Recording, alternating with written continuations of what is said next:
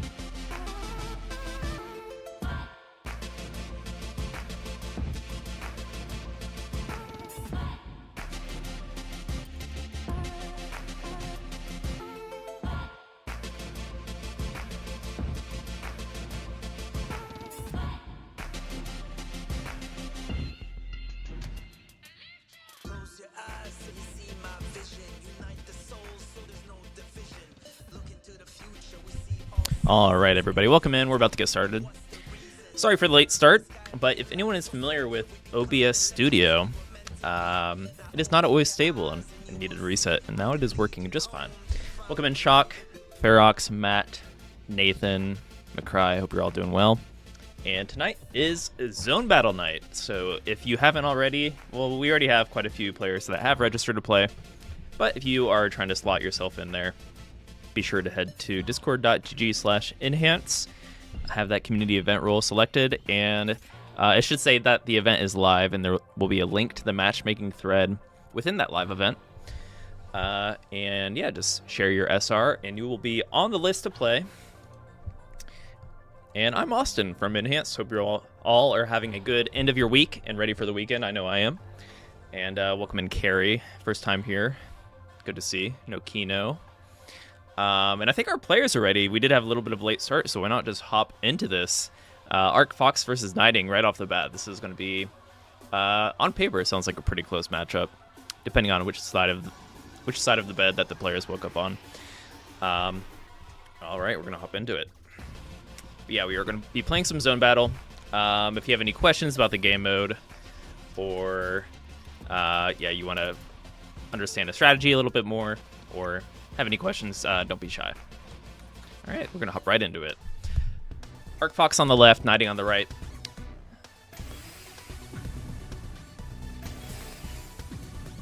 Not sure how much Knighting has been playing Zone Battle recently. I know that when Knighting is in practice, though, they are a menace, so we'll see if Knighting can take on Arc Fox here, who has been practicing a lot. Known in Puyo Puyo Tetris as a strong player as well, at least in my eyes. But has the skills and translates well to Zone Battle. And I feel like I have seen Arc Fox playing more and more Zone Battle, so we'll see what kind of stat line we get here. Maybe kick it off with the 20 Ultimatress, let's see. Or higher. Oh, this looks promising. All right, we got an 18 Perfectress, 48 attack, putting pressure on Knighting, who was able to, because Knighting did zone first, was able to charge up that zone meter, and we are still in phase 2 here. Yeah, Knighting making good time on that zone. Only has about like what 3/5 of the zone meter used, so just moving along there.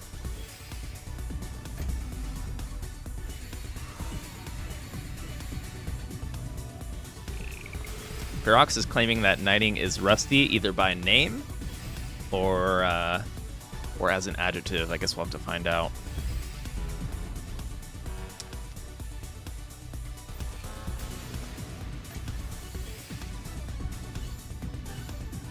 But yes, do not be intimidated. These are definitely two of the best players out there. And any players of all skill levels are welcome to participate tonight, so as long as the matches are close and we're having fun, it'll be a good time. More so the having fun part.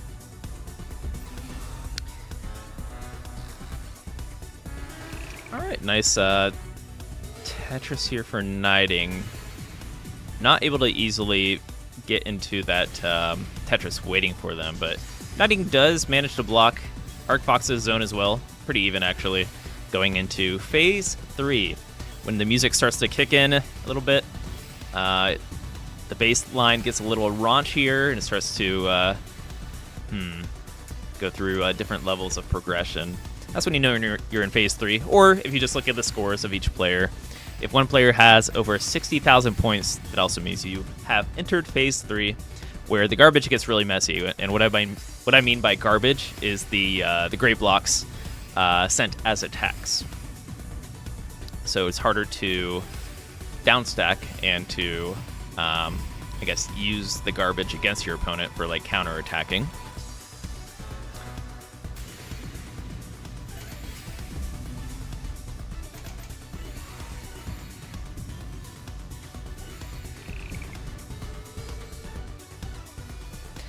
Alright, so ArcFox doesn't really have much in the queue, so this should put some pressure on Knighting, who does have a DT cannon set up. Double T-spin into a triple T-spin. Was that a D, or was that just a C-spin? Might have just been a C-spin. But Knighting isn't out just yet, has his own advantage. Ideally, though, Knighting wants to not use this zone until they have enough space on the board to maximize it, but it's kind of forced to use it and does top out there. Similar stat lines.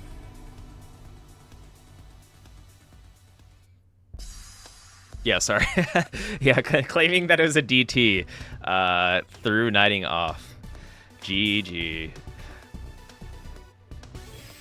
My brain corrected itself, though. So shout out to the brain for knowing better than... Maybe it was the left side of the brain that thought it was a DT, and the right side of the brain is like, no, I have better pattern recognition. You are very incorrect, social side of the brain.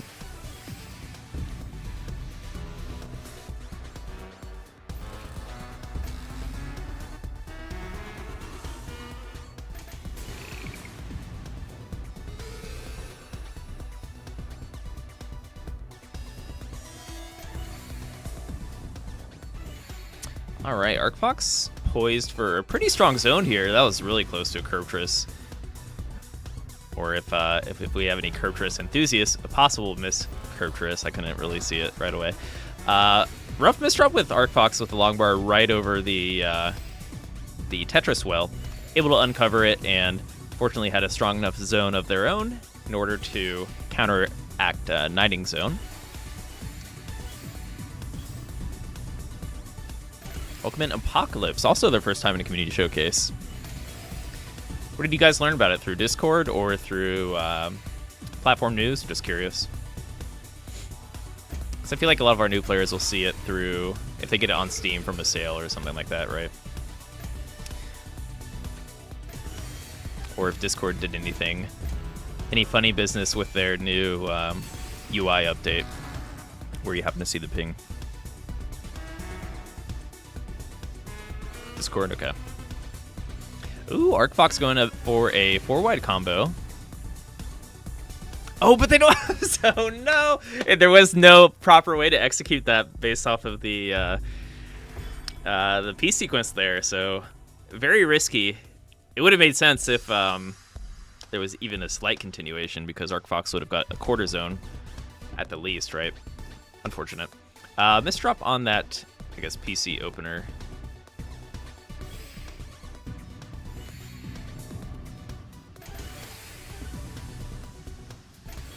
Oh, you are Fenrir. Okay, welcome in. Welcome in.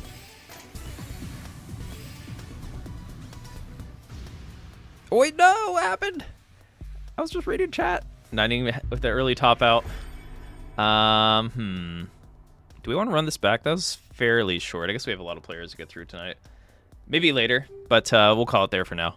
And ArcFox and Knighting, thanks for kicking off the stream.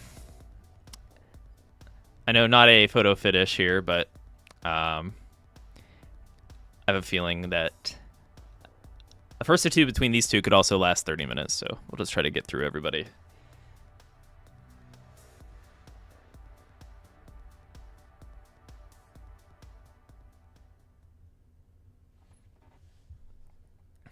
Is it? I think we change it to first to twos. I usually run it back if it's short, because the first to three can last forever. If you guys want to play again later, I'll be happy to bring you on if you're hanging out. Or if we need another matchup for you. Anywho, what is next? Fairbot. Beep boop. That's our next matchup.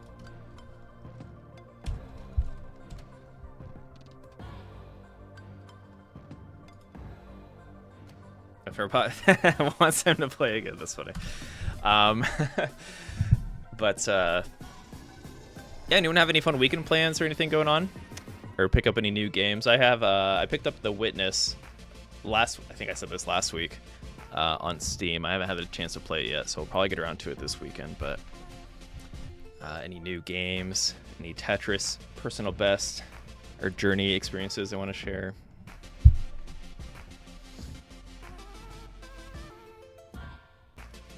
As we determine our next match.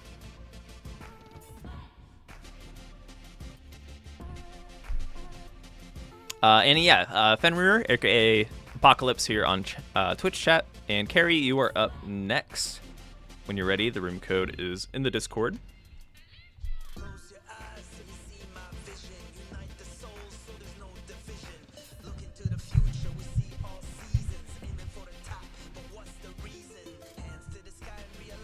Witness is great, looking to a certain Tetris game next. Oh yeah, Tetris, the Grandmaster 4, aka TGM 4, coming out next week. I'm going to be playing that as well.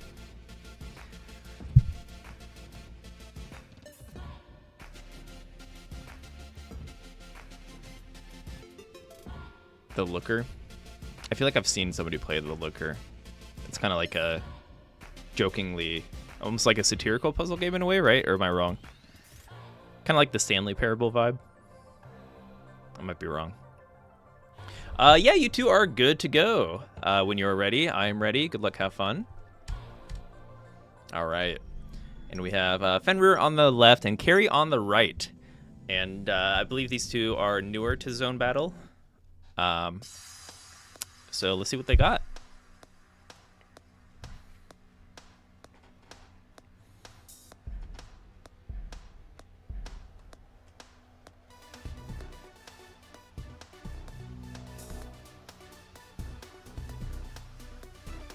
Fucking One Piece preview. There's something nice about One Piece preview. It looks very clean in a way. I don't know how to put it. I don't know if anyone else feels the same way, but I feel like One Piece preview looks satisfying, minimal in a way. All right.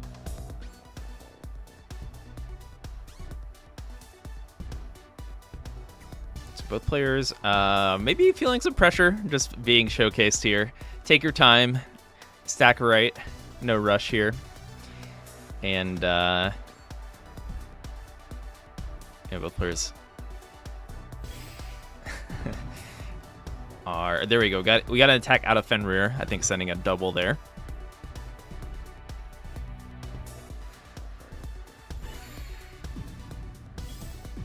It does default, so maybe they've had the game for a while. I just haven't played in a showcase. I think it should default at 4 now, though. But it didn't always default to 4, so maybe carrying over from when they booted up the game long, long ago.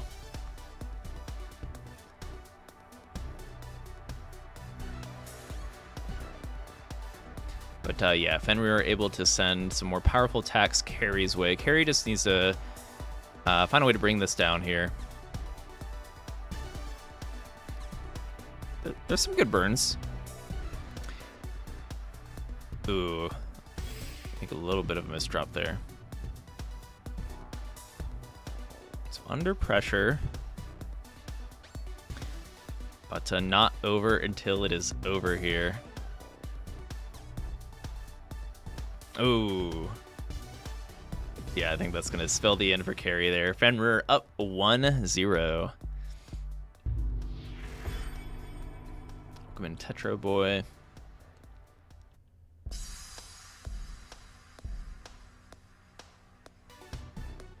Yeah, definitely some misdrops in play. I just recommend take your time, especially with the lack of attacks here. As long as you're not misdropping here. Sometimes it helps just to hold down if you're newer to and just soft drop. Don't use hard drop.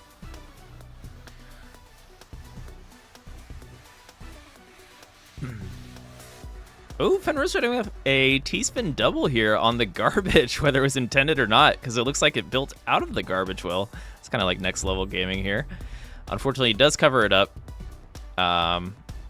Perhaps is not familiar with the T-spin like our Knighting and Arc Fox just had on display.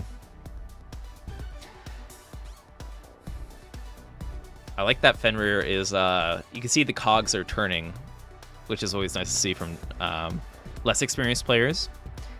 Like, Fenrir, maybe you're wondering if this piece will fit in there, which it does, but not taking the risk.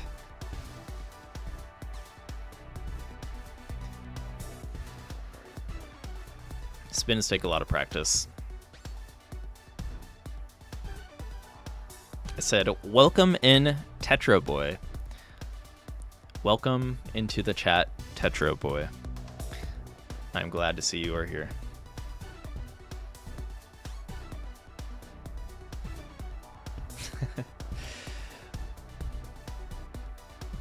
The kindness coming from me, very confusing, I understand. As I am not known to be.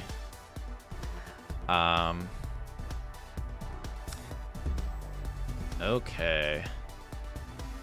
Alright, I like using the zone there to burn down a few lines. Either player created an attack from the zone. Carry looking poised though. Ooh, rough misdrop. Yeah, the biggest takeaway from these two, I can see that the stacking is looking great. It's just a matter of you gotta take your time. Gotta maybe use a little soft drop. There we go.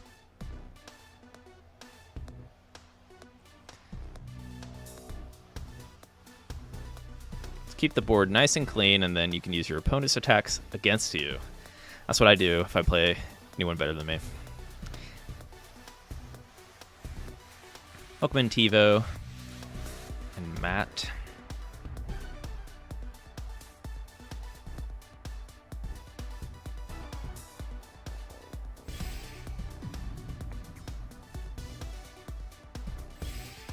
There we go. I got some good attacks coming out of Fenrir there. Now, what is Carrie going to do to try to turn this around? There we go. Has a double long bar dependency. It can be harder to tell when those long bars are going to appear with the lack of a piece preview. But there we go. A nice triple there for Carrie.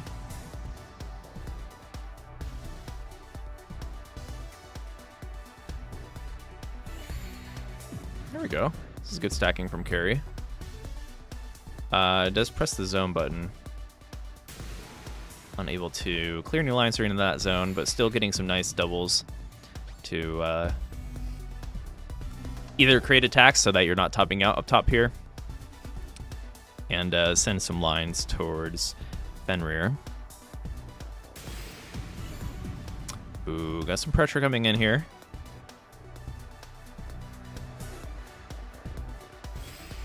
Ooh, nice hold. Use of hold there. And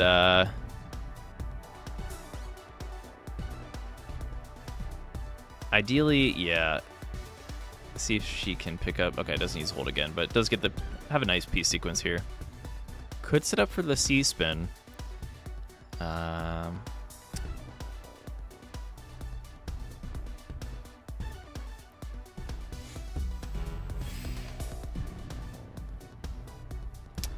Oh man, tough round there for Carrie, but a close matchup though. And GG, Fenrir will take it. And that is round of applause for our new players here, hopping onto their first showcase. And yeah, don't be shy if you want to hop in the future. We would love to have you.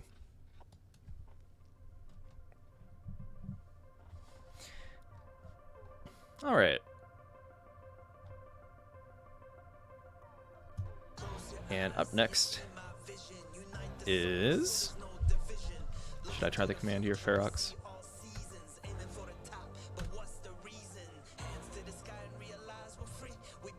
Oh, wait. What is the... is it end? In the current match. Alright, so no Kino and Bahilo 14, if you are ready to play. I saw Bahilo join the room earlier, so they should be around.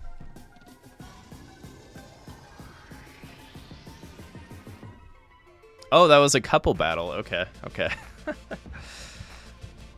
Well, regardless, you two are very close in skill.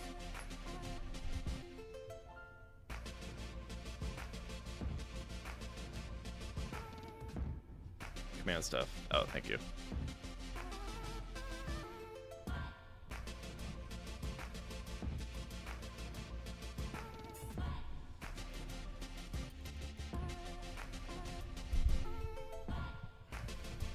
All right, looks like our players have found the lobby and are going to hop into it.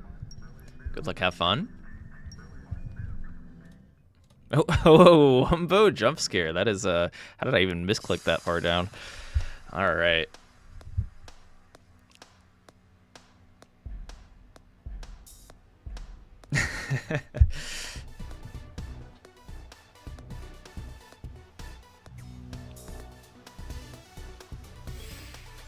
Wumbo versus Jaden is not happening.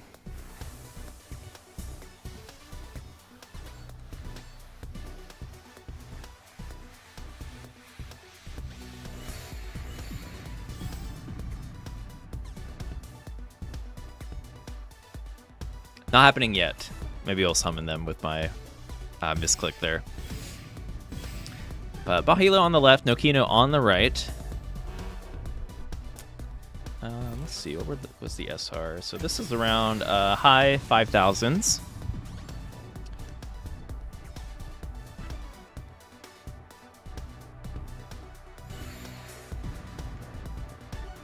Seems like both players here have pretty good speed.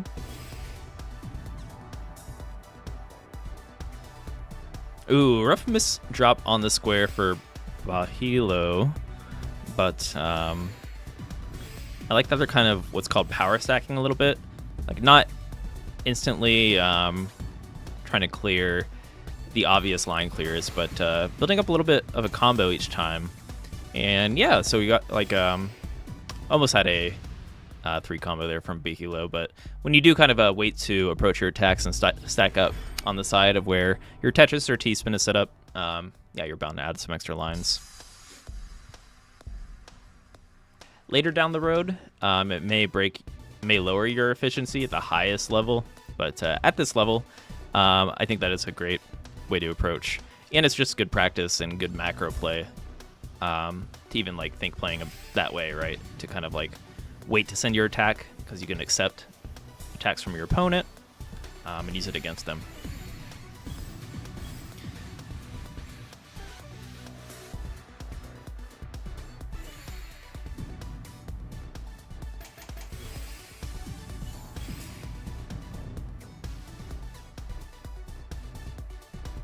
Meanwhile, Nokino with an immaculate board right into zone, so going to be schmoovin' through this zone.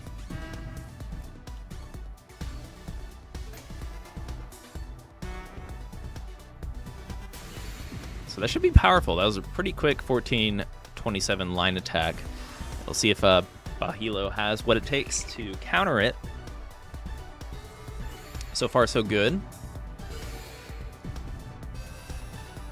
Looking like they might get close to that 14 line clear that make it 15. 26 attack, so right up there in attack power. Very nicely done.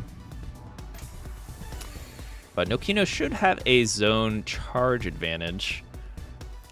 Very slight, yeah. only a quarter zone, because Bahilo moved pretty quick through that zone as well. Interesting misdrop there with the L piece. Not an easy fix. It's actually a pretty good approach. Just kind of not really thinking too much about it, just stacking around it, and lo and behold, was able to make some easy skims in order to re-access that Tetris well. It's nicely played.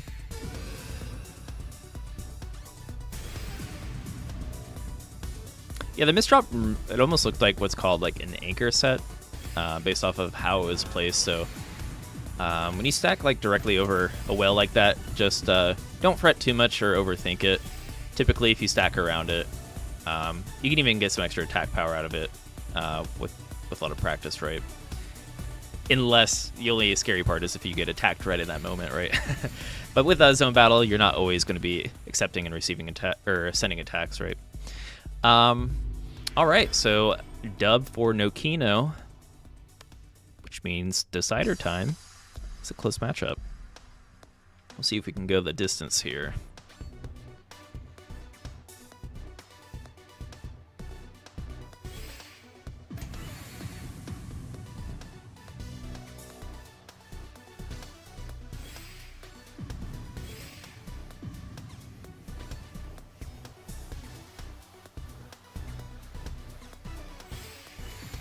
All right, both players off to pretty similar start. Almost seems like they have a similar play style too, which is cool to see.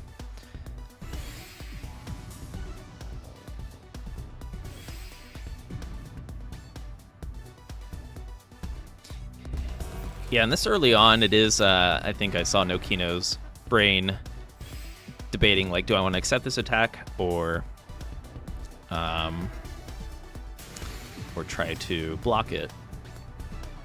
So you can block your opponent's attacks if you send an attack at the same time, and by attack I mean Tetris or T-spin, or double triple also will send some lines. And GG, Nokino takes it. How many more matches do we have? Kind of move it along here, but yeah, GG. Pretty close in skill level. I think they're at the same rating, so if they want to run it back, maybe they could play some friendlies or snipe each other in ranked. But nicely played.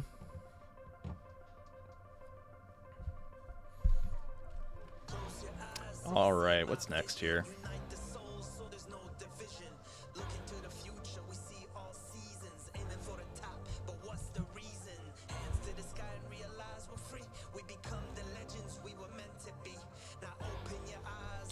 So, and Jay and Jabberbox, who are up next.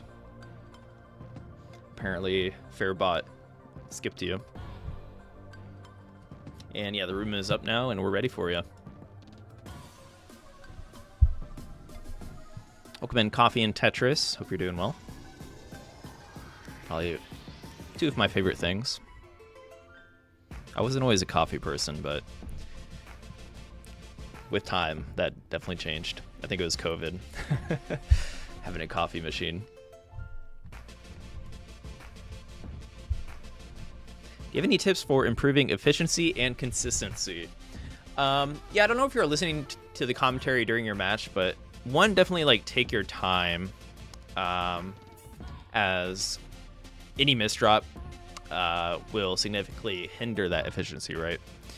And I saw it. I don't know, it may have been nerves or something like that, but I saw there were some misdrops happening. So take your time, try to think it through, and then once you do think through your decisions a little bit there, it should come more naturally in terms of speed. In terms of efficiency and stuff like that, keep it simple. One thing I noticed too, I don't know if you if it would be overwhelming, but you can also turn up the piece preview to see further ahead. And maybe that will help you try to think through your next stacking decision. So for example, if you know long bar is coming 3 pieces from now, you can play aggressive and make sure you don't block the well so that you can score Tetris, stuff like that, right? Earlier on, just focus on fundamentals. Don't get too crazy with it.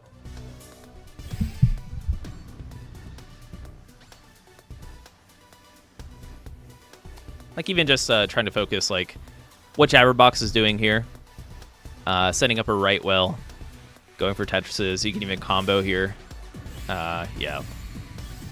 But I think right well or left well, depending on your left-handed or right-handedness, I guess. I don't know. Whatever you feel comfortable with. And eventually, when you feel you can do a left or right well consistently, you can try to change it up into center wells, and then I think once you pick up good fundamentals like that, then you can start picking up more efficient techniques. Do I have a Discord command for it? I probably should, but we also have some like beginners community guides available on tetriseffect.game if you're looking to just kind of read through some tips, especially for players new to multiplayer or just like stacking patterns in general. There's some pretty good tidbits in there that you can refer to. If there's a mod in chat, feel free to link it.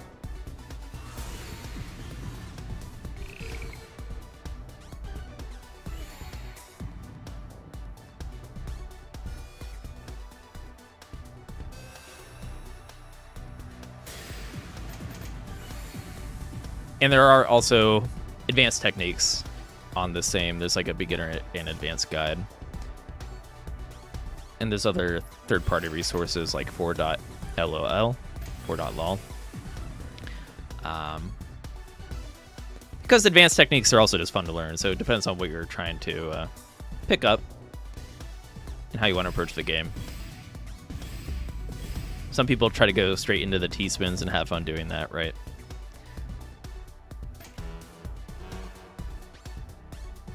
If you're having fun with it, most likely you're gonna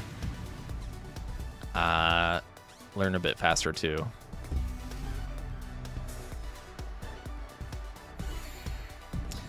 Ooh, some rough misdrops from Jabberbox there. Let's see if this can be cleaned up. I don't think Jabberbox is in any imminent danger. Looks like Aunt J trying to compound that attack, but fortunately Jabberbox had a nice charge on the zone meter there. Using the zone to kind of work through your mistakes, especially if you're under pressure, is a great technique that Jabberbox employed there, so nicely done. Welcome in, Dr. Jules. Did I miss the ZB general strategy portion of the stream? Not necessarily. I don't think we don't have a. Well, that'd be kind of funny to do. Have a classroom scene, but generally we just, if you have a question about zone battle strategy or want to hear anything in particular, let us know.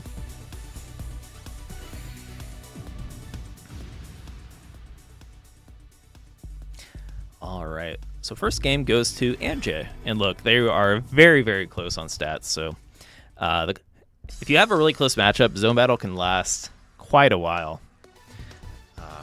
That's why we're doing first to twos.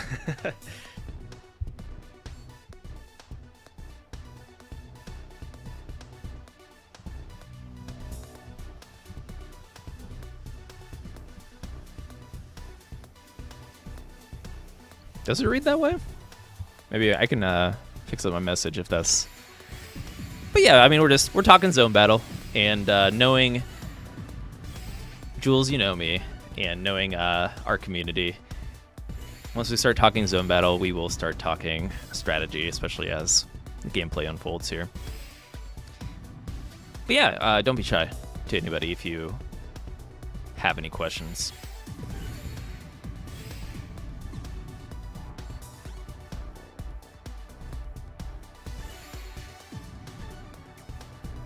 Strategy segment, though, that's not a bad idea. It could be funny.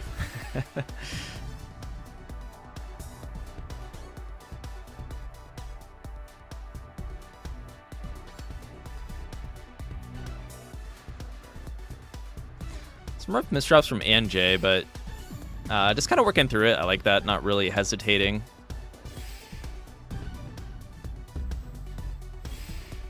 And there we go, entering that full zone charge. So Anj can definitely turn this around, especially since that zone charge will kind of freeze attacks heading towards your board. Give you all the room in the world to work through the mess that has accumulated.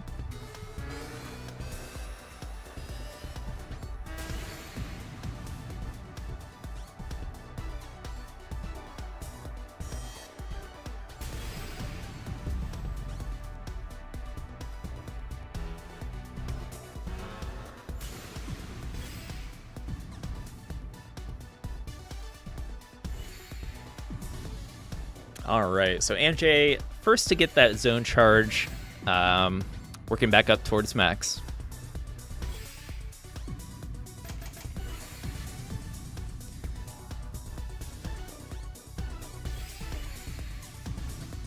Now there are some benefits to being the first player to zone if you are more of a macro player. So I'm just thinking about this because Anjay was first to zone there. They're a little bit ahead on the zone charge meter because that means you can get right back into it, charging the zone once again. So you see Anjay was actually first to 3/4. The Jabberbox going for a half zone there. So trying to put on pressure. You don't have to wait until max. If you see like a good window of opportunity to utilize a quarter, half, or 3/4 zone, feel free. And it can sometimes catch your opponent off guard, especially if the meta game or what players typically are doing is charging to that max meter. But if you see a really nice sequence where you think you can utilize that quarter or half zone, especially in phase 3 when garbage is messy and you're kind of under pressure and don't have too many options, or if you want to take a risk in order to come back, that's a great way to do it. But just bear in mind that quarter and half zones don't last as long as max, right? So you will have to utilize speed to make the most out of half zone and quarter zone strategies.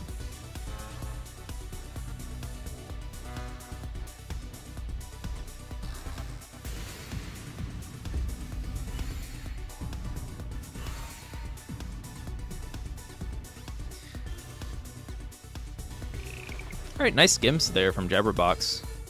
The little combo. Let's see.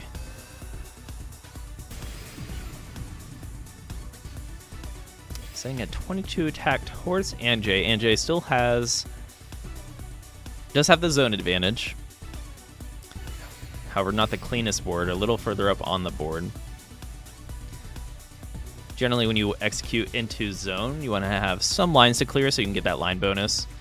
As you do get a attack bonus when you clear X amount of lines during your zone, right? So, and if you clear 20 lines versus, when does it actually start? I feel like 2 lines will not get you any kind of bonus. So ideally, you can clear a lot of lines during your zone, even like half and quarter zones, just to fully negate any any pressure coming your way, and or to send bigger attack a more efficient attack given the lack of zone meter. All right, so Jabberbox zoning doesn't have too many lines to work with there. Zoned a little bit lower to the board, which means you're going to have to utilize speed to get a big line bonus. But we got the Octorus sending some lines towards Anjay. Both players are doing a good job downstacking though, so it's going to be hard to get a kill without a big attack. Maybe the players will pick up on that and play a little bit more aggressive, or just stick to what they're comfy with here and play a little bit more defensively. But when 2 players play defensive at a similar skill level, you might go the distance here. So Jabberbox is just 6,000 points away from that 60k threshold, where we enter phase 3, where the music is going to get a little bit more intense, and zone meter is going to deplete slower, charge slower, and the incoming attacks will be messier and harder to downstack. So your defensive abilities will be crippled a little bit.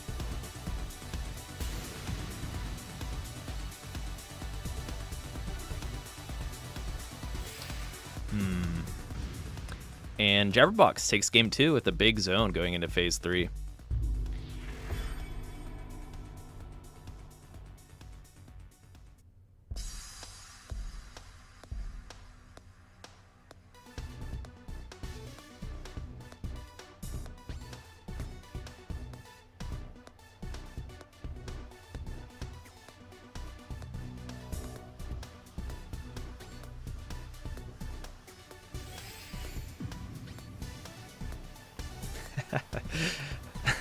I work remotely. But I mean, I go to live events where I get to see my stuff. Ferox knows so much about this game. Should be an employee of Enhance as an expert consultant. Interesting. How do I answer that? Kind of does a little bit.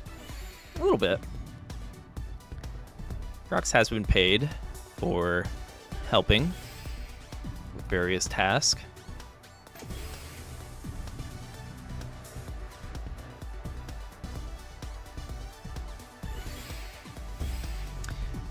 Ferox is our expert consultant moderator. All right, so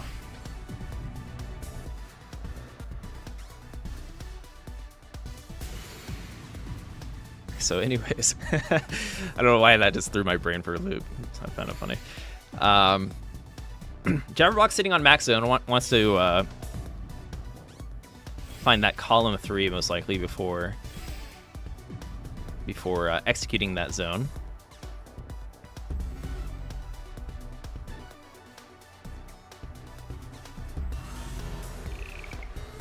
And is able to do so here.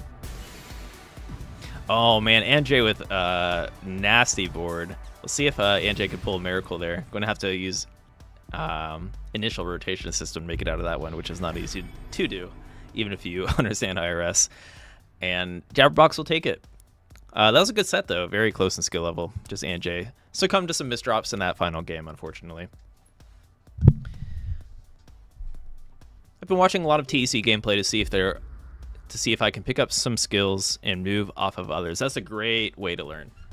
Yeah, if you really want to expedite your gameplay and skill, watch the best players. And if it is moving a little bit too fast, because players, they have the muscle memory, they understand the patterns and will be moving at the speed of light. Just pause at moments or like slow down the video. What I like to do with classic Tetris, I do this with Zo Battle as well, but I like to pause and like think, what would I do in this situation? What are the moves I would take? And then I unpause, and if they do something different than what I have done, right, I try to analyze why did they do it differently. Sometimes, first off, the players are not always correct, is one thing. But if you watch a high enough level player, generally you can like build good habits off of watching them if you are really trying to analyze their gameplay and learn from it. I think I was going to go somewhere else with that. Maybe not. But yeah, I guess players will make mistakes because speed is a factor in Tetris too, right? Competitive Tetris. So if player is moving faster, that is a skill in itself, and you might lose some efficiency when your brain's kind of moving quickly, just trying to place pieces as quickly as possible. But it is a game of balance.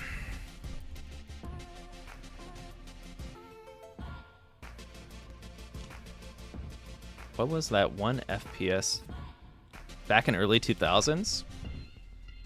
I don't think I took a FPS game too seriously. I did play competitive Overwatch. I'm trying to think, was there one? I played strategy games like StarCraft.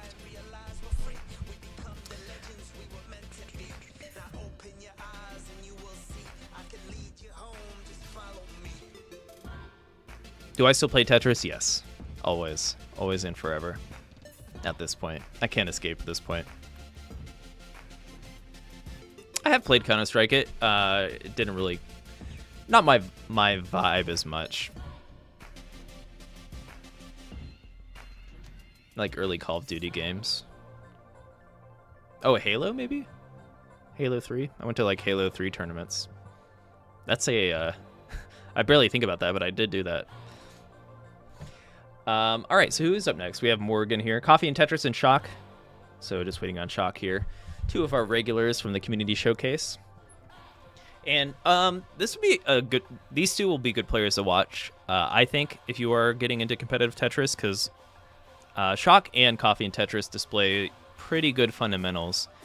Keeping it simple, typically with like a right well or a left well, and consistent stacking. So I think if you're sometimes you're not always going to get the most, especially if you're brand new from watching the best player like Siaki Gohan. Like, what is this alien strategy I'm watching?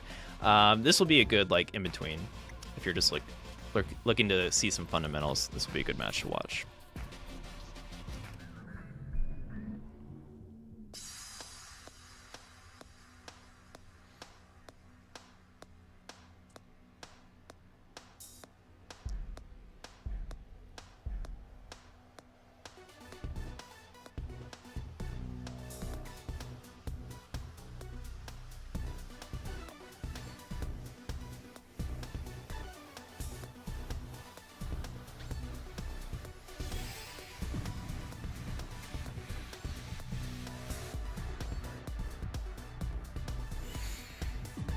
Yeah, I always forget I went to Halo tournaments.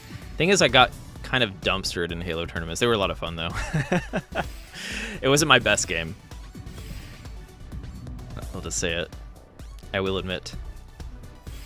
I will not be jaded. All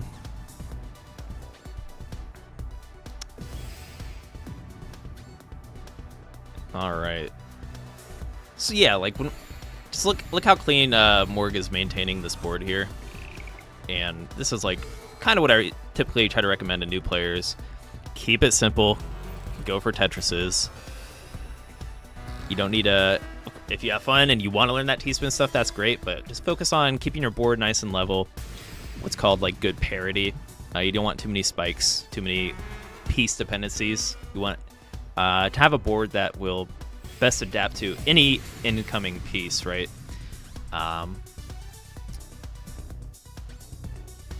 If you want to expedite practice for that kind of fundamental, classic Tetris, I mean, it is a little bit brutal when it comes to the control method.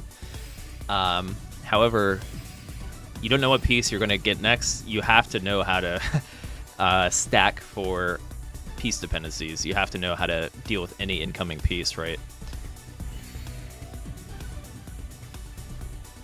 So classic Tetris can be good practice in that sense. Kind of a rough sequence here for Morg, trying to think through what to do there. And honestly, that was a pretty good answer given the question there, given the challenge.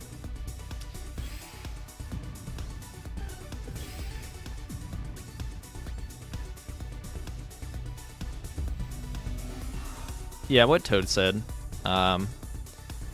There isn't a best way. I guess you might be able to argue it, but everyone's different, so whatever works for you. I think everything you suggested that you have done so far is good. Like watching other players is that's how I best learn classic Tetris. Thing is, with modern Tetris, I've been around the Tetris community for a very long time, and I didn't always have the luxury of being able to watch other players, so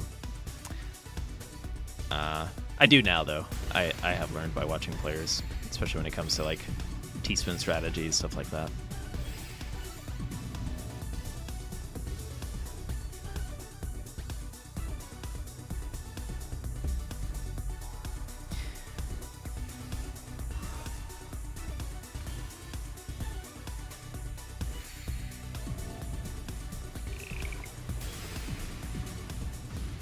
Ooh. Close matchup. Yeah, similar stat lines. Morg inching out a little bit more, and maybe catching Shock off guard with that final zone attack, just kind of jump scaring Shock there. So Morg up 1-0.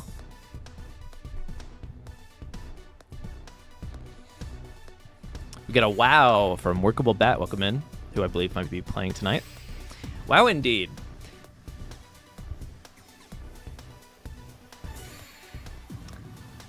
I have over time desensitized a little bit, so it's hard to to feel that once again. I've played and watched a lot of Zone Battle, but yeah, it's always good to know that it is still at its core crazy, right? And super fun to watch, exciting.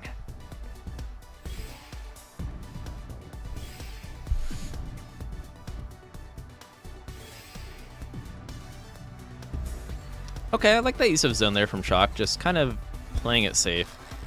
And the fact that cleared 8 lines, 15 attack, but the fact that the board is still so clean and there's a lot to work with, Shock should be able to charge another quarter zone at the least. It's still phase 1, so until you hit 20,000 points, or either player, the zone meter charges much faster. And all of the incoming attacks are cleaner, meaning you can usually get some Tetrises out of your opponent's attacks with the immaculate, clean, gray block wells that come your way.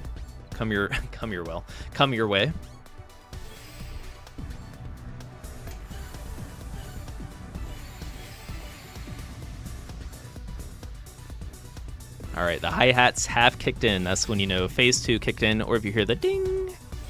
And now the incoming attacks are a little messier, not quite as bad as the third phase. And yeah, with each phase, the zone meter depletes faster. The charge is harder to, takes longer to charge your zone meter. So almost like an overtime kind of mechanic the longer the game goes on. And there we go. This time Shock taking it to Morg. Morg maybe was not ready for that attack. Kind of a similar vibe to last game, so tip for tat there. One thing to always keep an eye on, and a lot of new players don't know this, is in between the zone meter and the Tetris matrix is that sliver, which shows like how strong these incoming attacks are going to be. So once it fills up, we can talk about it here.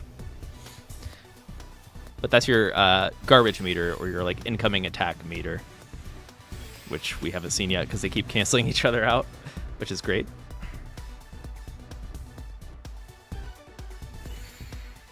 There we go. Oh no, there. But yeah, on Shock's side, for instance, you're going to see a golden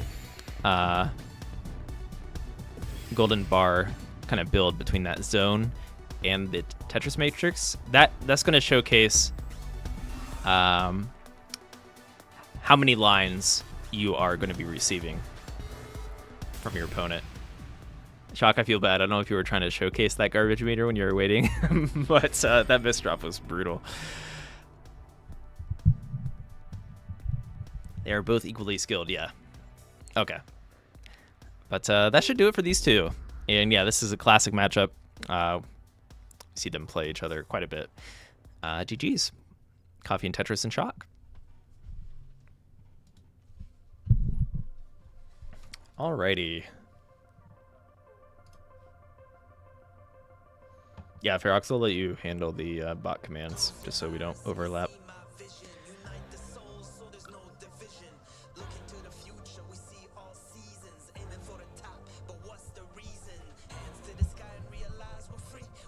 Almost got a 20 in the first game, then I missed it, unfortunately. Stolen DVR and Twiz, you are up next.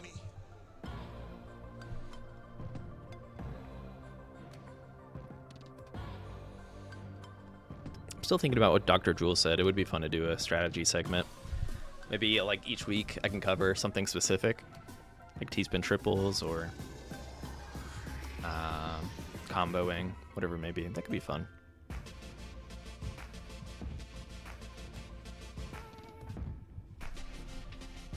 All right, looks like our players are ready. Good luck, have fun. Stolen DVR versus Twiz. Stolen DVR rocking the Boxer avatar, and Twiz rocking the Grandmaster avatar.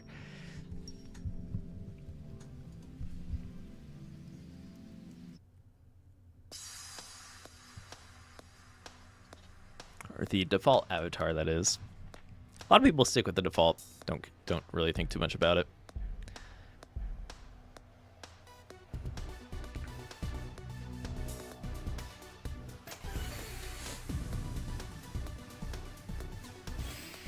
Just had my pizza, I'm good to go. In my learning experience with pizza before gaming, Stolen DVR needs to make use of this time window, post-pizza time window. I feel like right after you eat pizza, you might have a nice boost of energy, but that time is limited. So we'll see if Stolen DVR can utilize this pizza window to score some big zones here.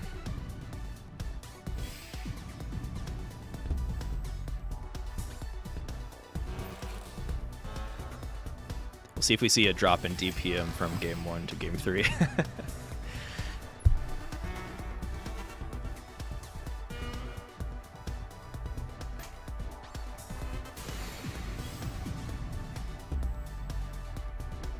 All right.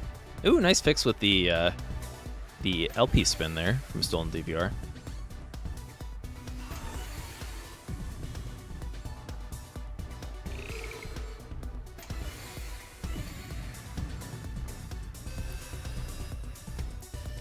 That is, in fact, Stolen DVR from the hit game Tetris Effect Connected.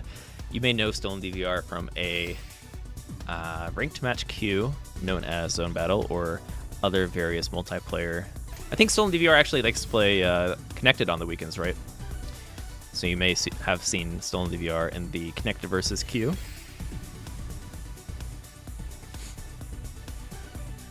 And has participated in our Tetris Effect Connected World Championship tournaments.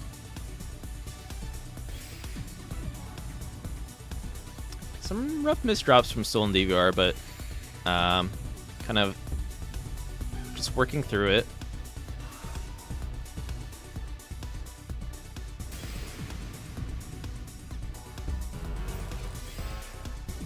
It should give Twiz an opportunity. Twiz actually setting up a... Yeah, that was the right move there. Setting up a T-spin triple during the zone. And any T-spin and Tetris bonuses will be sent simultaneously with any line clear bonuses, just following when the zone ends towards the opponent. And yeah, that T-spin pressure with the lines cleared was enough to take out Stolen DVR after Stolen ran into some misdrop issues there. Your Joy-Cons are dying, oh no. So the piece of power wasn't the issue, it's the battery life on the Joy-Cons that we should be concerned about.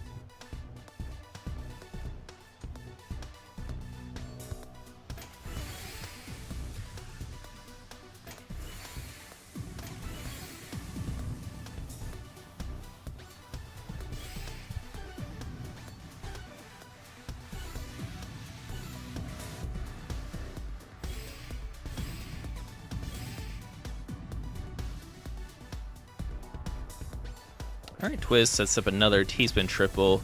Stolen DVR tried to block with a T-spin double, but triples are in fact stronger. Stolen's going to accept a few lines. A few lines of attack power from Twiz. And this is a close matchup. Stolen DVR was first to charge zone here. Oh, Twiz actually executing the 3/4 zone. Maybe just had a nice... Felt confident, had a nice window multiple Tetrises ready to go to build during that zone. Having a lot of Tetrises during zone is great because, one, it will help you execute higher line clears for that line clear bonus when the zone ends, and two, you get extra attack power from the Tetrises, especially if they're back-to-back Tetrises. That will then compound into that final zone attack number. That's a big 43 attack from Stolen DVR. Yeah, that was huge. It's a high-level zone number there. And takes a game off Twiz, going to the decider.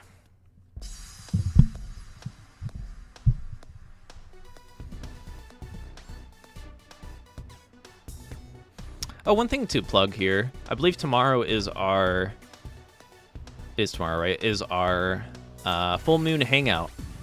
So I saw that Ferox mentioned you could look at your matches in stream or something and do some VOD review. Yeah, I'll be in the hangout for a little bit. And was it yeah, it is this weekend. I'm not crazy, right? My sense of time. But yeah, well, Ferox, myself, most likely Commando will be in the hangout for a little bit, playing some Tetris, whether it's some friendly matches or just going to be watching people play in the Discord. So if you're looking for a social Saturday Tetris experience, definitely hop into the voice hangout tomorrow.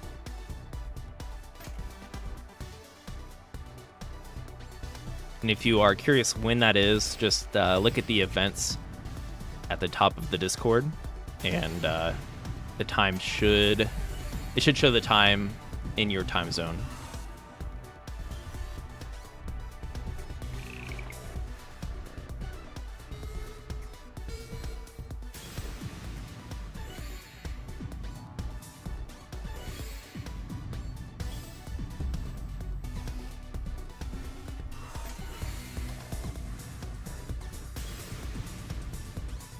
All right, well, Stolen DVR definitely under some pressure there, but still early on enough to look. That pressure is just straight up Tetris wheels, right?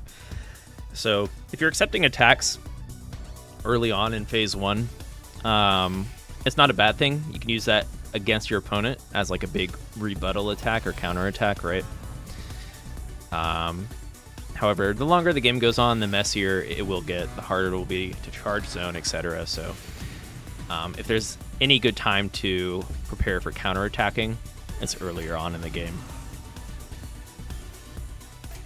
Or to plan around counterattacking. And with that being said, definitely advise just keeping your board nice and low so that you can easily just get into the clean wheels that are being sent your way, right? Sometimes you will get unlucky, and early on you're going to get some messy wheels that may be like a 1 in 100 chance of you getting, but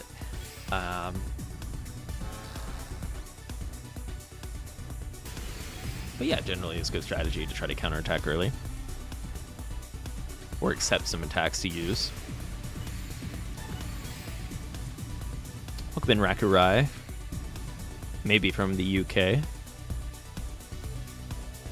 Or the Undefeatable Kittens, or whatever the acronym would otherwise stand for.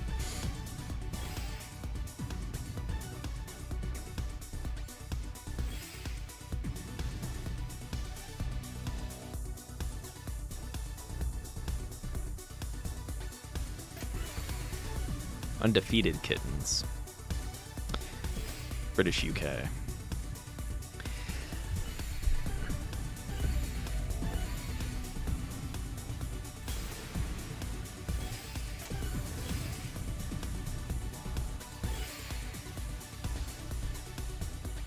Yeah, I feel like no one else really uses that acronym because it's so known to be the United Kingdom, right? I'm trying to think if there's like any businesses that have the acronym UK.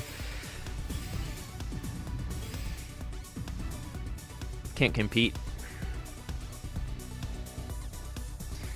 Twiz under some pressure here. Has a lot of messy garbage under their attacks they're setting up here. Does have a full zone meter. Generally, when you have a messy or garbage well, it's nice to execute that zone meter a little bit lower so that you can kind of work through it. But I think, yeah, Twiz is going to have to make the decision there. And does decide to enter zone. Enters with a T-spin triple, which should block some of this incoming attack. Ooh, decides to set up another one. Now that is some greed I can get behind. Super greedy. But hey, the double T-spin triple was enough to block at least the start of those attacks. Oh, rough misdrop, I think, over with the piece kind of protruding into the center of the board there, which means it's going to interrupt where your piece is spawning. And that was a nice set. Almost a 5-minute match there. Stolen DVR takes it. GG.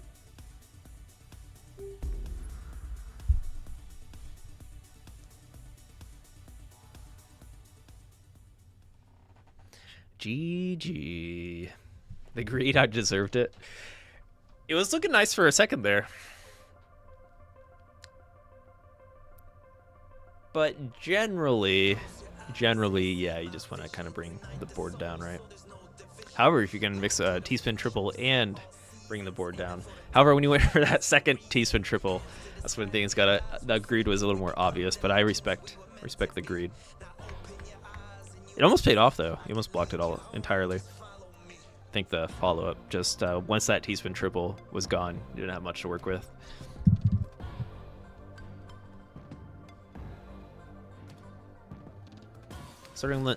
I've started to learn to do T-spin triples more into my play.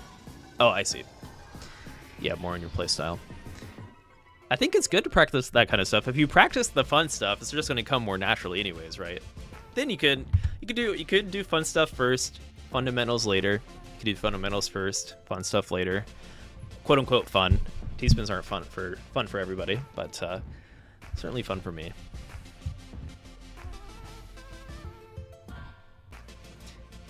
If you are like, man, I wish we still had our old school Tetris versus I don't vibe with these T-spin zoomers and gamers, then let's play some classic. We got classic score attack for you, right?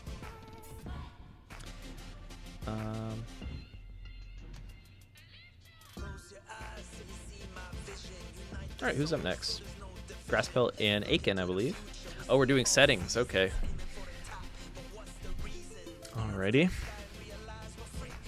What do we got? So Grasspelt, on just about every community showcase, will request some fun settings for the incoming match.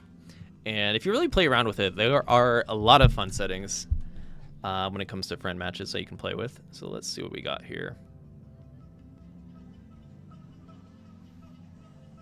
Easy combine.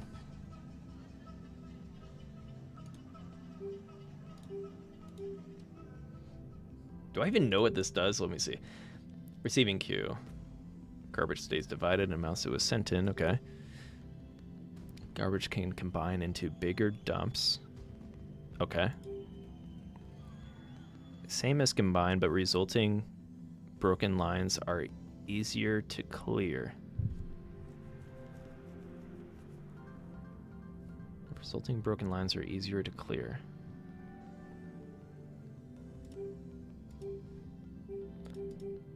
Okay, so maybe like prioritizes like Tetris wells?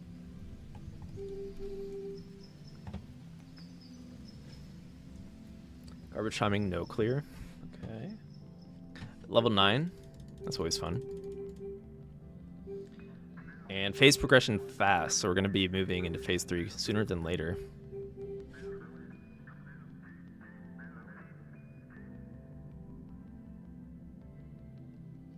All right, that is our setting.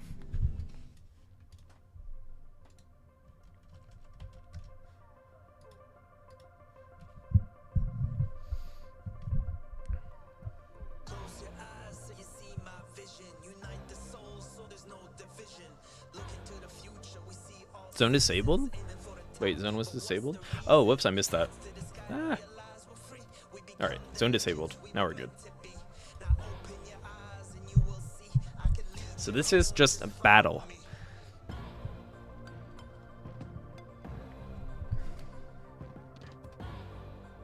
Battle mode.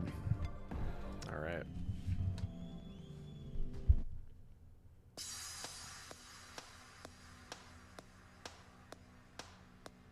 Zoneless battle.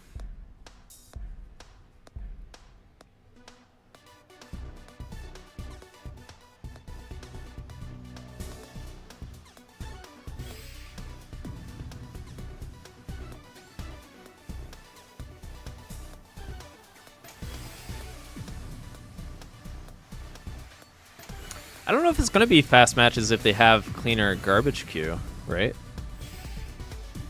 Yeah, let's see how this plays out. Oh, I guess it might be faster because of the lack of zone. I see what you mean. But there are some other things that might extend the gameplay here.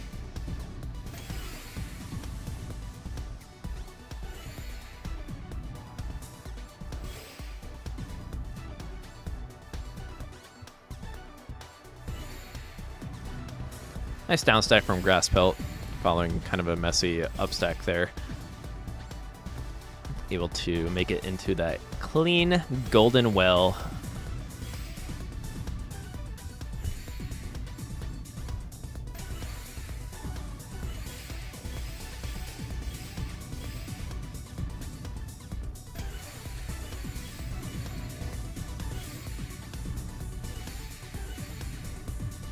Ooh, a rough misdrop there from Aiken with the long bar, but finds a quick solution.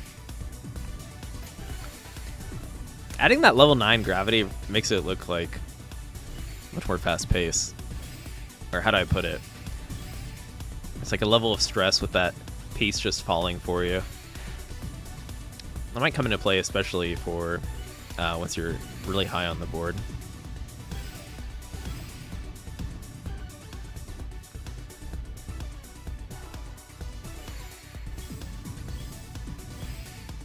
All right, nice little combo there from Aiken, looking to top out Grasspelt and able to do so. Yeah, we got a 2-minute round there. Sure, like a lot of people will use zone defensively to stay alive longer, but also that means your opponent's not going to be sending massive zone attacks to you, which can also force you to top out, right?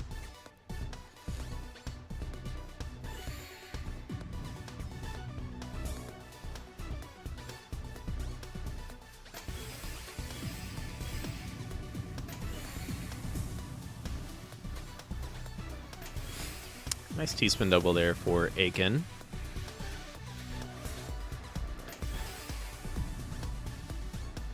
Ooh, Grasspelt under some pressure. Does find that clean well.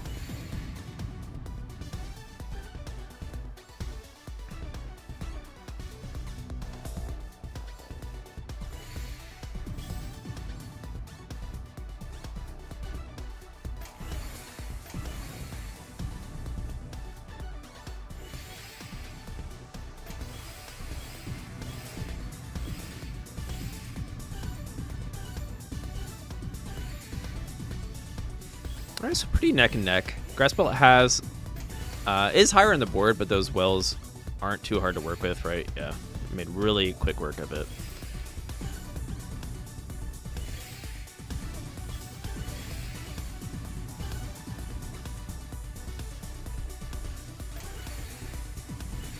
So this is pretty even.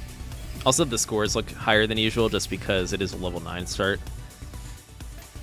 Actually, with fast zone progression and the new scoring, I don't know when we'd actually enter phase 3 here.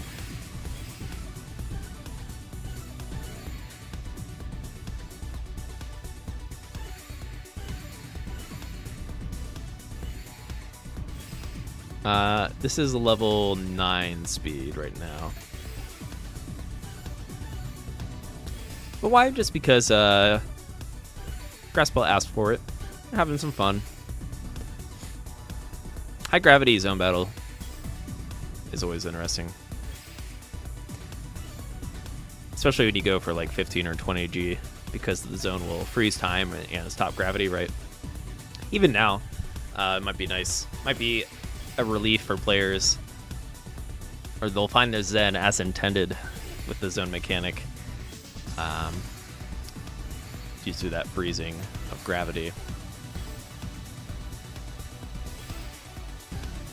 Oh wait, no, what am I kidding? There's no zone here. They turned off zone. I'm silly. But if there is high gravity with zone, I like the synergy, I suppose, when it comes to creating a new gameplay feel. Aiken under pressure here. Grasspelt, I think, can see this and was trying to send a bunch of lines towards Aiken.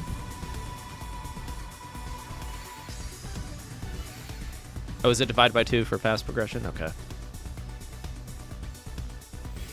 So it would be like 10k and 30k on a standard level start. All right, Grasspelt takes game 2 with some combos, putting Aiken under pressure there. And yeah, very similar stat line.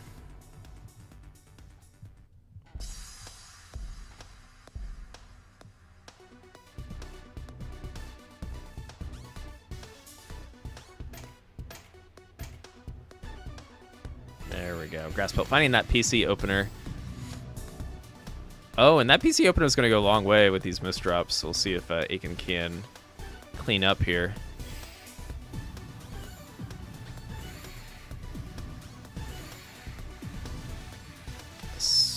Looking like Aiken will be able to survive, at least for the time being.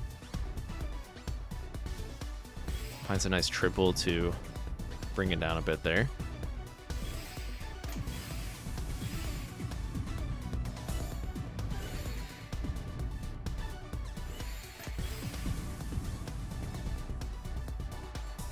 Ooh, nice use of the LPs there.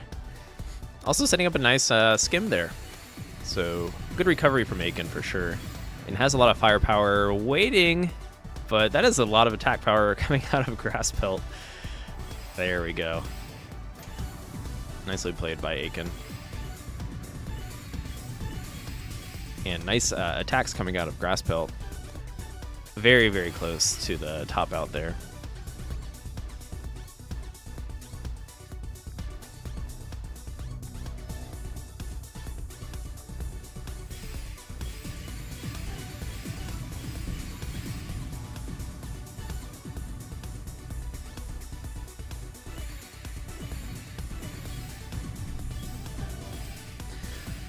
Alright, so both players, in a way, kind of reset.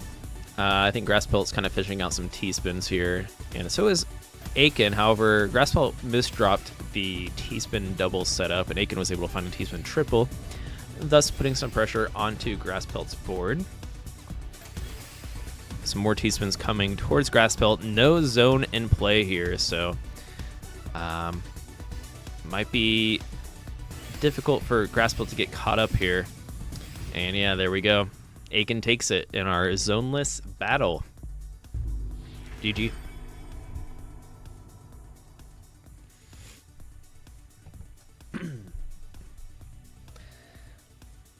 And yeah, thanks for... If anyone does want to try any fun settings, just let us know in the Discord, as long as your opponent agrees, prior to your match start, and we'll make it happen. Okay, who is up next?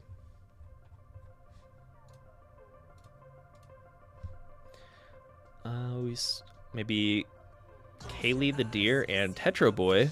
I believe you two are up next.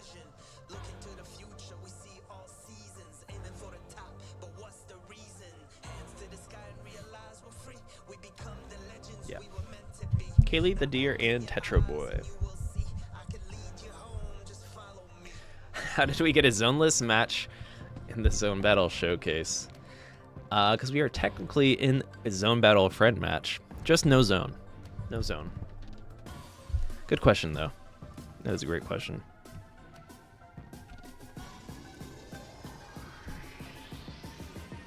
Alright, looks like Kaylee found their way to the lobby.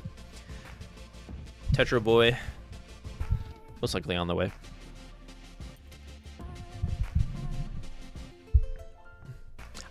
Ferox was joking. We did not actually ban Grass Pelt. Grass Pelt and Ferox are friends. I think it's more of a...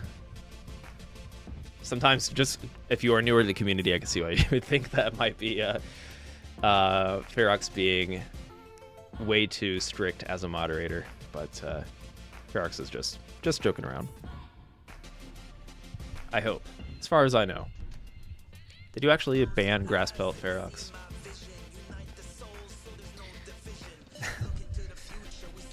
Oh, thank you. I did clear the custom settings.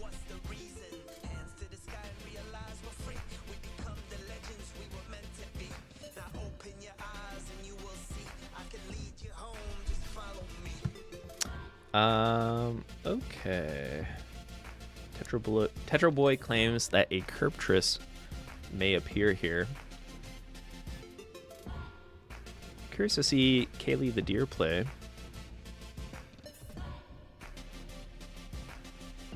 feel like they've played in maybe one other showcase, but we'll see, because Tetro Boy is a pretty strong player. And we are starting up.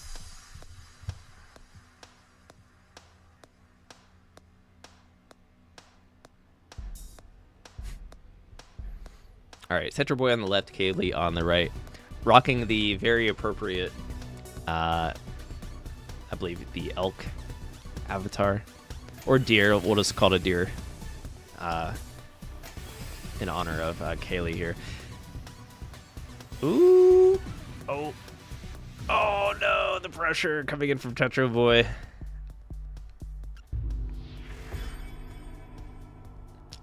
Unfortunate. Happens to the best. Literally happens to the best. I think a lot of us can resonate with what just happened to Kaylee there.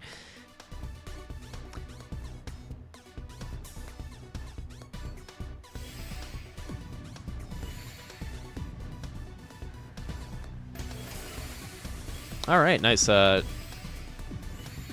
right, this time around, Kaylee has that insurance zone if Tetra Boy is applying pressure.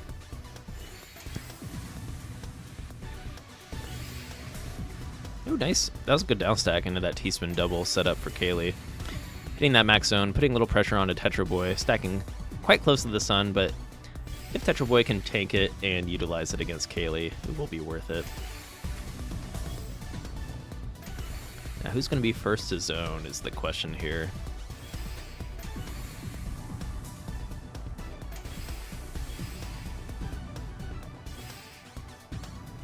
Oh, nice combo from Kaylee to counteract it. It looks like neither player wants to be the first to zone. That usually is a strategic choice, I guess, if you're confident in your APM and your ability to create attacks.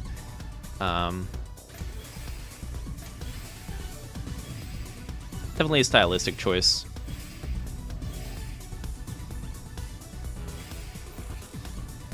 Kaylee utilizing that zone just for defense there, and sending a little line, or some attacks towards Tetra Boy, but we'll see if Kaylee can charge up some more zone meter here to possibly help deal with this incoming attack from Tetra Boy.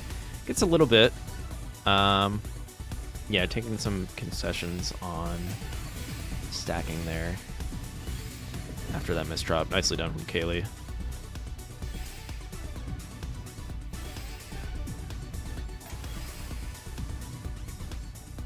Ooh, that was close.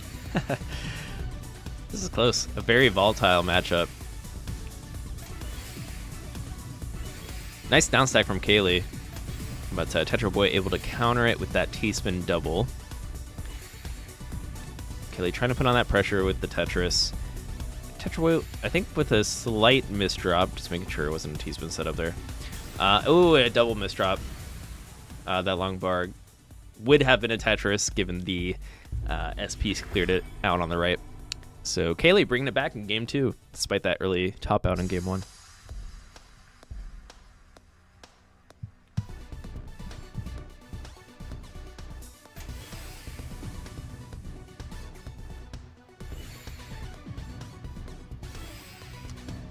Yes, a curve tris is when you get a 21 zone line clear, which was named after the player Kirby 703, as she was the first one to hit that 21 line clear. So Enhance labeled it the curve tris in honor of Kirby 703, who still does appear in some of our social posts, especially when it related to Tetris art. Yeah, very talented player.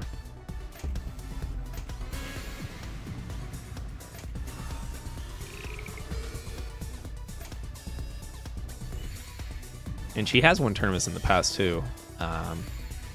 She's won a classic score attack tournament early on.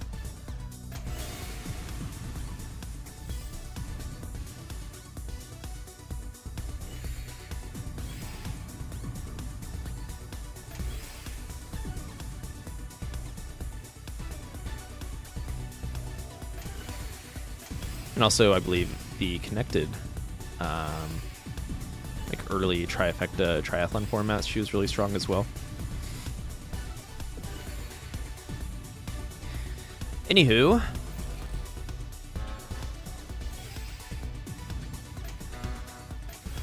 all right, some efficiency out of Tetra Boy. Goes in his zone with the Tetris.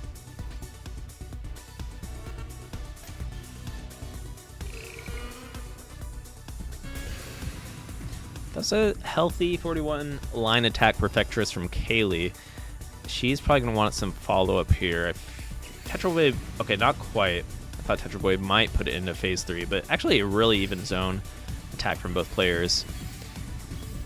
And phase 3 is about to kick in with one more T-spin from Tetra Boy there. There we go. So now the garbage is messier, the zone meter charges slower, and depletes faster. So kind of an overtime situation here.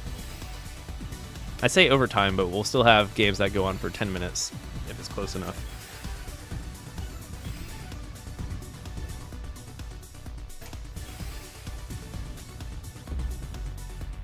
All right, Kaylee forces zone there with some rough board setups and misdrops. Let's see if she can survive.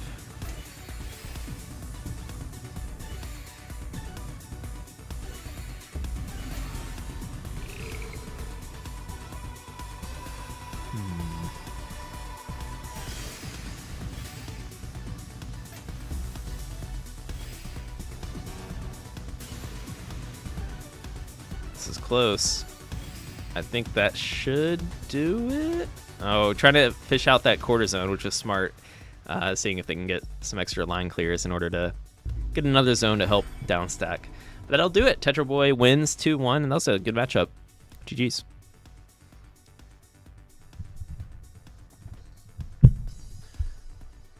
No curb, yeah. Tetra Boy did call out the possibility of a curb tris here, but no curb.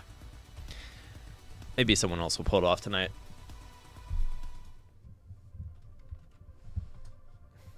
Good game. Who is up next? I believe we have WBat5816, who I know is in our chat, versus Nathan. If you two are ready, head to the lobby, and I think we'll ping you here in just a moment. Yeah. The lobby code is in that recent ping on the Discord. Nathan is returning. It's been a regular last week or so.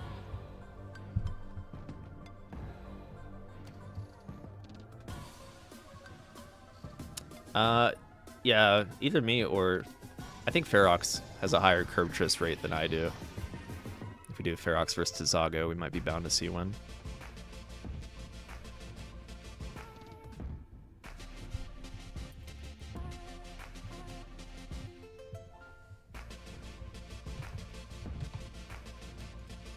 We are kind of getting to the end of the road here. After this, we'll have Numbers versus Toad. And yeah, sorry if anyone does get missed here. We are already going to be going a little later.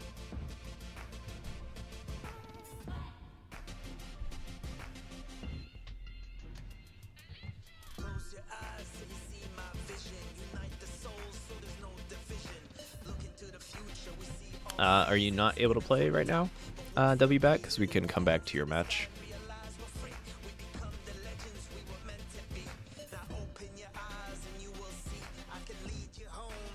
Yes, anybody can participate. Yes. All skill levels, all platforms are welcome. We do these every Friday, or every other Friday, just about. So don't be shy. Next week, what is next week? I believe we are on, it's going to be Score Attack or Classic. Let me double check if you're into that.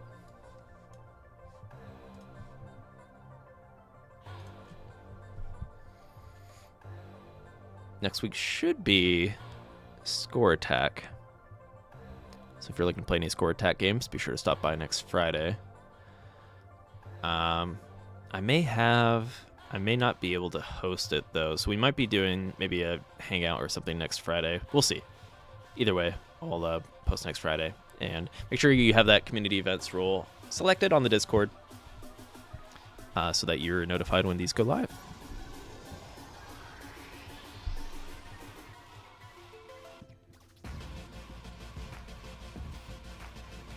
Welcome in, Oliver. We are already in Showcase Overtime, and I know if I let everyone play here, I'll be here for another hour, so sorry if anyone doesn't have a chance to play.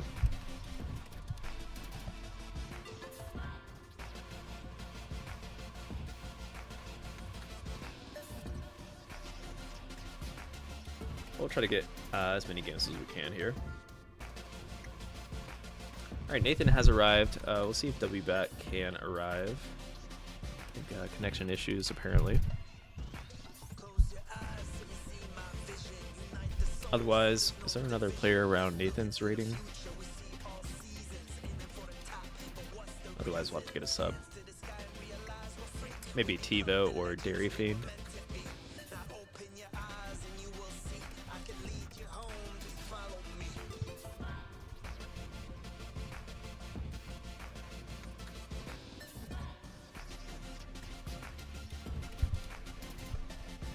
Oh, there we go. WBAT managed to find their way in here. And when you two are ready, I'm ready. Good luck, have fun. All right.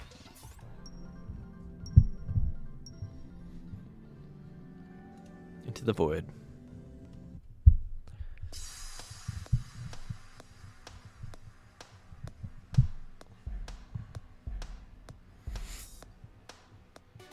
All right, Nathan on the left, WBAT on the right.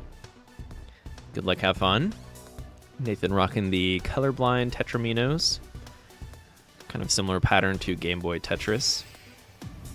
WBAT honoring Ishihara-san, the art director, and going with the classic intended blue Tetraminos if you're our player 2. Using the customized colors.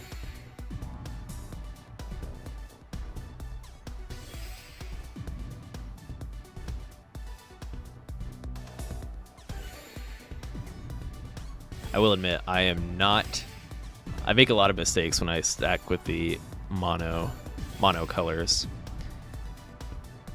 I like to use colors to piece read. Ooh, WBAT with a rough top out there. Unfortunately, wasn't able to make it into that clean Tetris well. We'll see if WBAT can bring it in for game 2 here.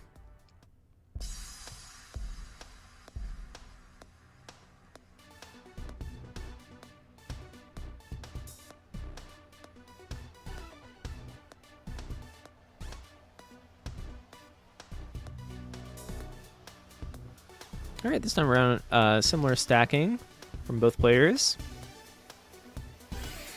WBAT opting to play it a little bit lower here, which does work because it is likely if Nathan sends a Tetris here, WBAT will receive some clean garbage to work with. There we go. So now WBAT can just work towards that left well, as we see. So nicely done. This is a great strategy if you're generally a little bit slower than your opponent. Just kind of utilize their attacks against them.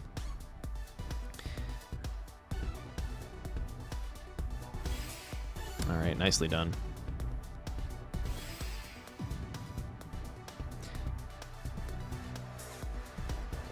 There we go. We got a Tetris into a double for WBAT. Now starting to send some attacks Nathan's way.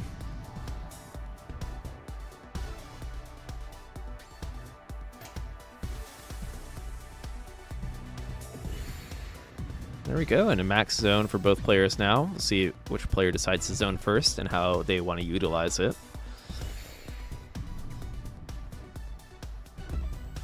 Looks like Nathan going to be the first to enter zone.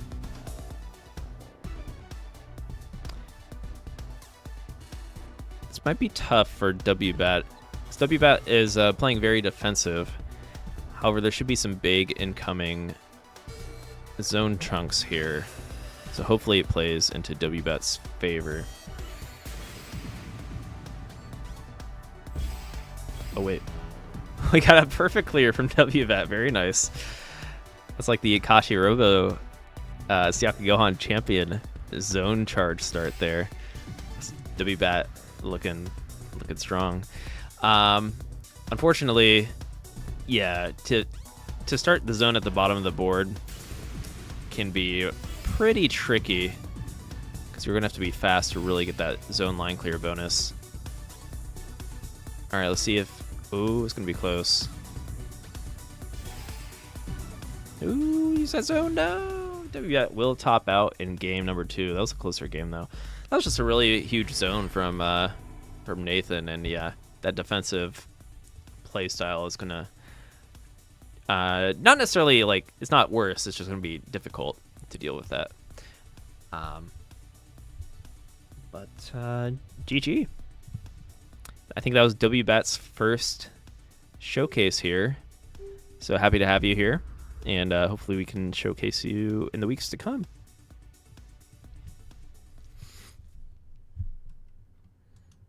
I was considering letting a rematch, but we have a lot of players still.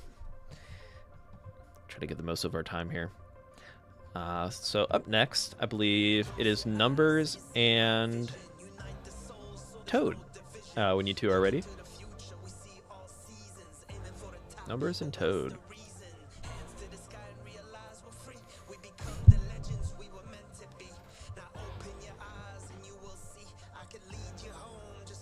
PC looping zone, yeah. Yeah, so y'all could go on and hit a 98 line Tetris in tournament play, which is awesome. I'll just say it's awesome. You'll be more ready next time. You had a good showing. I think Nathan was pretty strong there. I like your playstyle that you were kind of downstacking quite a bit, right? Which is a smart thing to do as a newer player. Just Nathan really hit hard with that big zone. I think if you were to somehow enter zone by accepting some of the attacks first, especially because you like to play that defensive style, that'd be a good way to play. And you'll get the line clear bonus as well.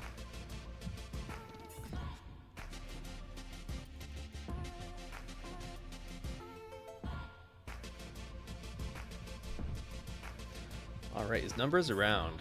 I see Numbers is away on the Discord. Oh, Numbers is in the lobby. Okay. So just looking for Toad when you're ready, Toad.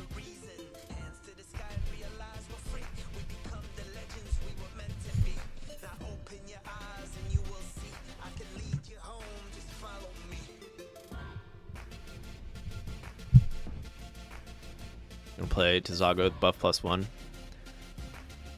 Tizago will be tough even with buff +1. Alright, Toad will be 1 minute.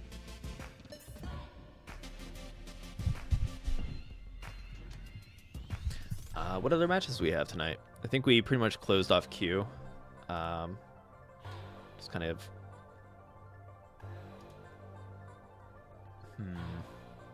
So sorry if anyone didn't get a match.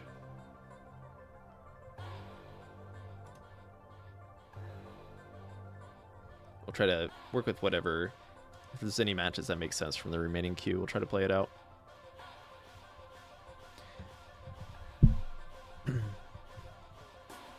$20G. That'd be a good $20G matchup. That'd be a good vanilla matchup too. Tizago versus Ferox. I feel like this sounds close on paper. But up to you guys.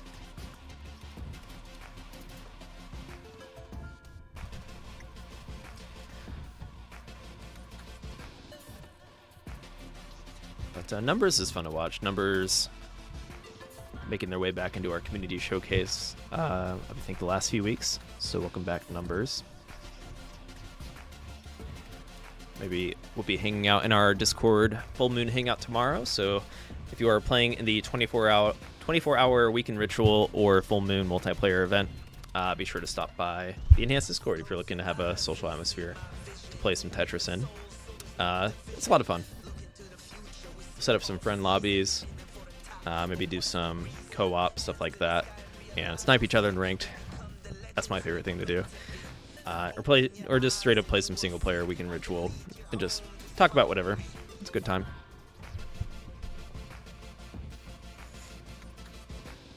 And if you're wondering when that is, just you can subscribe to the full moon event, I believe, on the Discord, and it should notify you each time that goes live. Toad said a minute. Has it been a minute?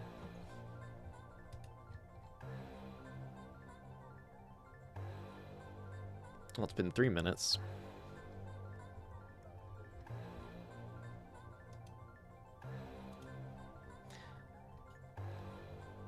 Let's see. Toad is in here. Perfect. Let's do it. Toad versus Numbers.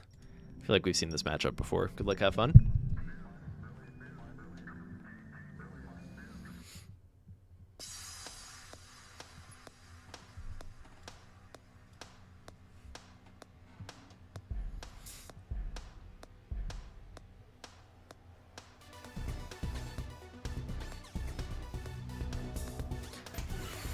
Toad going for a speed opener here to try to get that zone charged as quick as possible with that 6-3 stacking pattern. Numbers generally loves to fish for T-spins. That's what we see happening here. And it's fun to watch, so if you're looking for some clever T-spin stacking, Numbers is a good player to watch.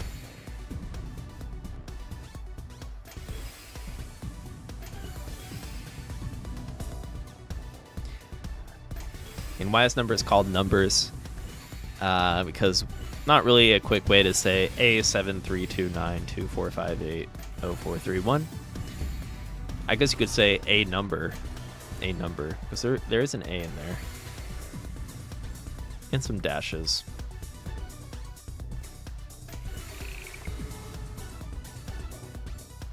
A string of characters.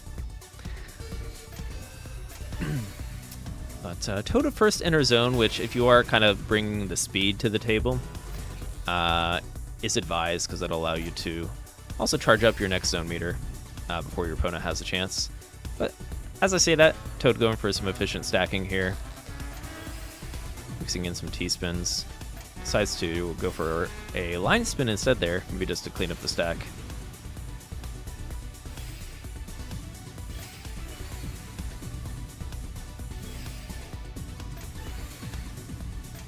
Yes, the Tetramidian Avatar. So Numbers has 5 wins as the Tetramidian boss in Connected Versus.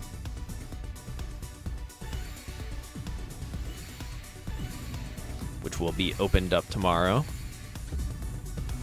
for ranked play. And by the way, if you're looking to get those avatars, say there's a tough boss or something, you can actually get those avatars in friend matches. So if you're looking to grind some avatars, be sure to head to the Discord and maybe suggest doing some of those Connected Versus friendly matches if you're trying to get that Leo avatar, or what's another hard one?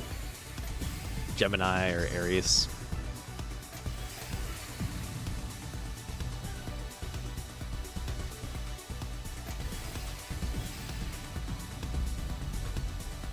Ooh, that misdrop for Numbers. Yeah, kind of threw him off there. Pretty close stat-wise, though.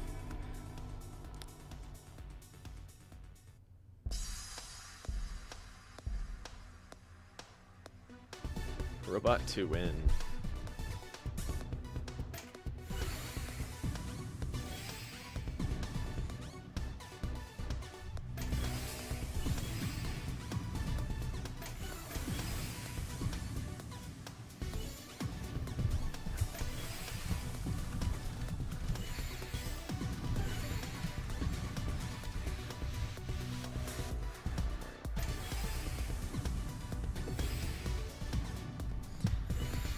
Alrighty. Numbers hits that max zone.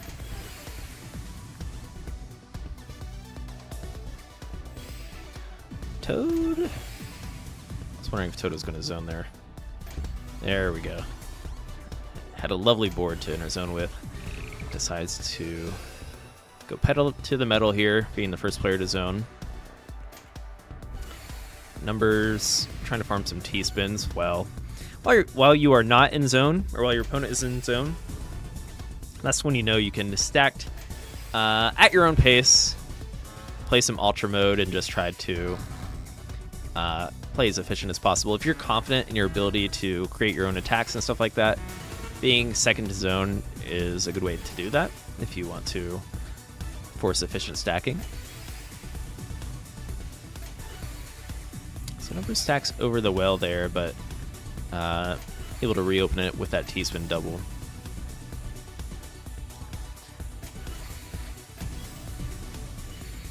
So pretty efficient play here from Numbers. Nice super T-spin setup. Super T-spin being that like square notch that you just saw created there.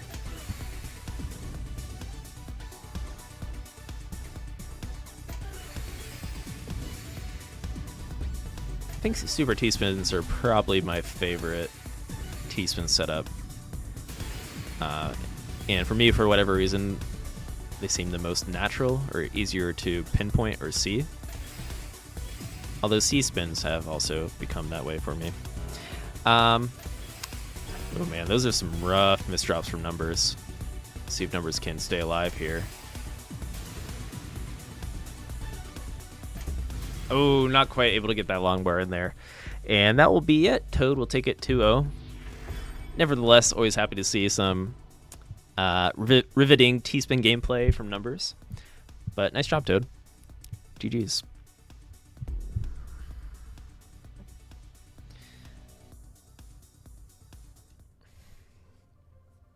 And up next, Dairy Fiend and TiVo, if you're around, we can make that happen. Cool Matt, we never found an opponent for Cool Matt, did we? Sorry, Cool Matt. But yeah, we are nearing the end of the stream here. Then we'll probably do Tizago versus Ferox.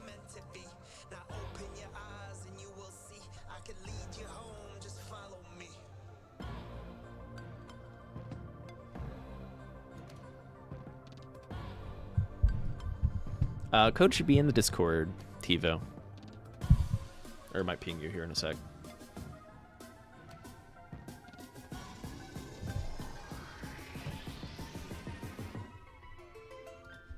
Should be in the pinned message, I think. Yeah, here, I'll drop it for you.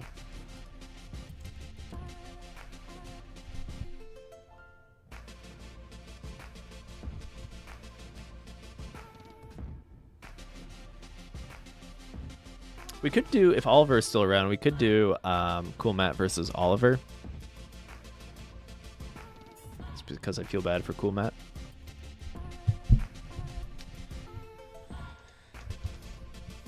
All right, so 3 games, 3 games. No more after that. I like Zone Battle too much, so you guys are lucky. All right, yeah, Oliver and Cool Matt, if you want, we could do that matchup. But queue is closed after those matches. All right, so TiVo, Dairy Fiend are up in the lobby.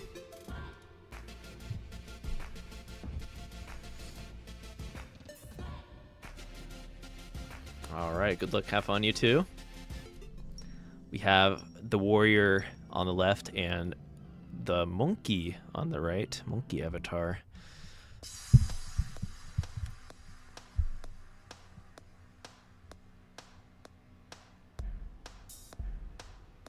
Or is that early man? Okay.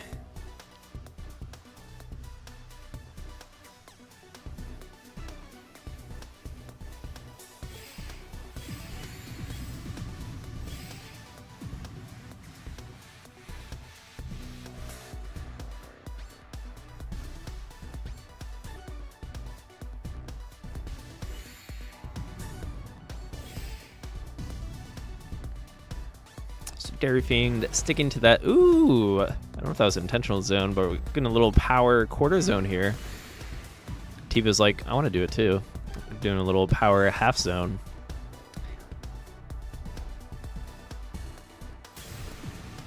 Dairy Fiend gets a little bit out of TiVo there. Not much though. Still early days here.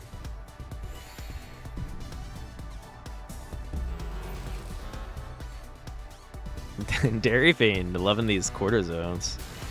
Interesting.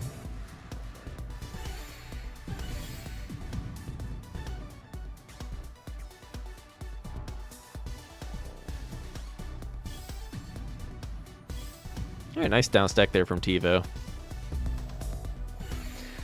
And going for that half zone again, which could work.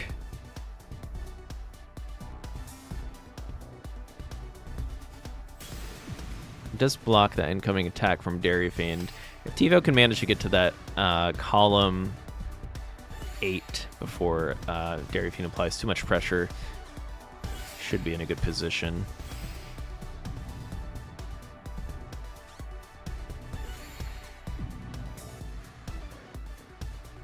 Ooh, close.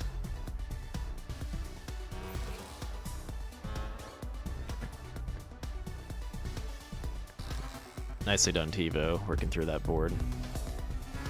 I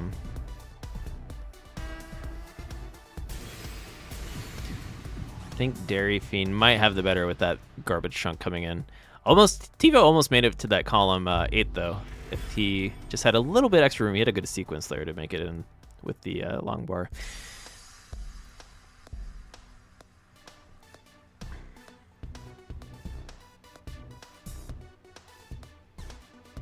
Interesting strategy with these early zones from both players.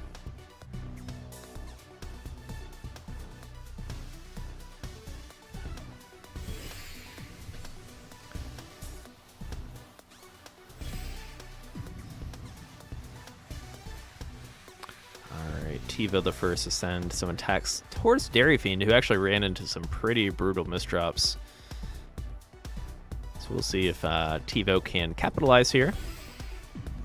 And so far able to do so.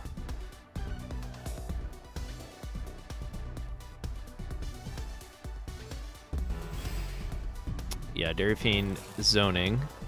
Does clear some lines during that. Should send some lines towards Tivo. We'll see where this well ends up. Okay. So kind of turns into a Tetris setup for Tivo.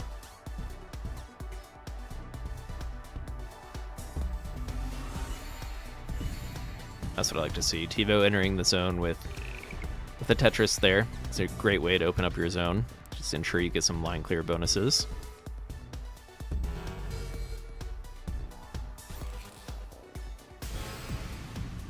I'll see if Dairy Fiend can fight back. Dairy Fiend seems pretty efficient given the speed here, and was able to equalize. And finds a T-spin double, very nice. Any tips on dealing with nerves? I don't usually misdrop that much. Yeah, especially if you get nerves from playing on things like our showcase, right? Which is totally normal. I mean, the best way to deal with that is just to continue to I'm not saying you need to play in all my community showcases, but the more you play in like public tournaments and stuff like that, you just get used to it. I don't know if you participate in any other like competitive outings or anything like that. But nerves aren't a bad thing. Like, just try to think of like practice good habits or whatever works for you in particular when it comes to nerves. Everyone's different. I used to get pretty nervous when it came to like online games competition, but find a way to like channel that nerve into a positive energy, whether it means you're going to be playing faster or focused. However, you can like no, that's more of a general thing and not Tetris related, but however you can best deal with it depending on the kind of person you are. I feel like that could be a personal journey to some degree, but I think a good piece of advice is just experience. The more you showcase your gameplay, whether you stream the game or just playing more community tournaments, and get to know the players that you're playing against. For playing against friends and people you know, you might be just naturally less nervous as well.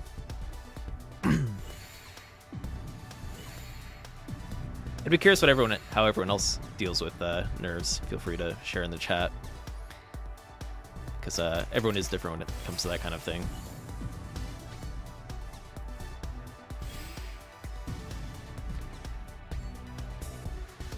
Another thing is just like be yourself to some degree, because if you like break your normal gaming habits to try to like deal with, oh, I got this big tournament coming up, I'm gonna do everything so differently this day that I wouldn't do it on any other day just to prepare, and then you're gonna be mentally either fatigued for having such a different day. I don't know how to put it, but that comes from somebody who's played in a lot of like in-person tournaments and stuff. Sometimes I'm like, oh, I'm gonna go get my coffee. Well, now coffee is part of my routine, but it wasn't always a part of my routine. And I would, oh no, that's a rough misdrop on that S piece from Tivo. It was looking pretty good otherwise to make it into that right well. But GG. That's a good matchup. Interesting. I like how both players were kind of going for the shorter zones in the beginning there. The quarter half zone standoffs. Yeah, that was a good match. It was a good match indeed. Next up, Cool Matt and Oliver, I believe. If you're around, let's try to rapid fire these last two games. As Tiva knows, I am getting hungry. My hunger is taking over my brain. All right, Oliver is in here. Oh, nice. Players are on it.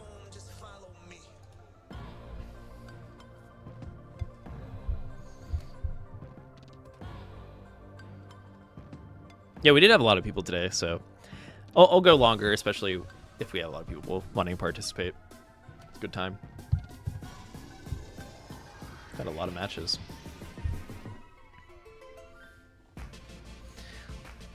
Okay. Matt on the left, Oliver on the right. Good luck, have fun. Last time we checked in with Oliver, I know Oliver likes to try to play around T-spins and efficiently, and was lacking the speed behind it, but we'll see. Let's get a little progress report here from Oliver. As we see, Matt is a little bit faster, right? So maybe a speed versus efficiency kind of matchup. Oh, that is rough, misrepping that T-spin triple, which would have turned into a T-spin double. But it's early on, and no devastating attacks just yet, so Oliver should be okay.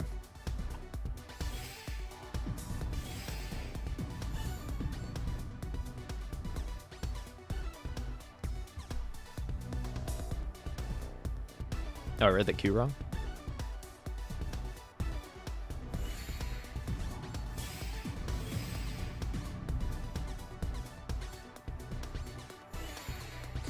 Oh, it was just... I didn't realize just OTP was in the queue. That's my bad. If OTP wants to play a game, maybe against the winner here or something like that, we could do that. If they're still around.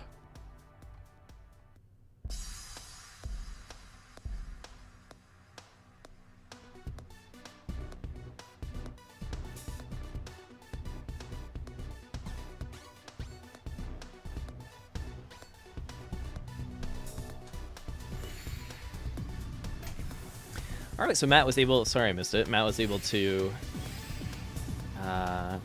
take game number 1 there.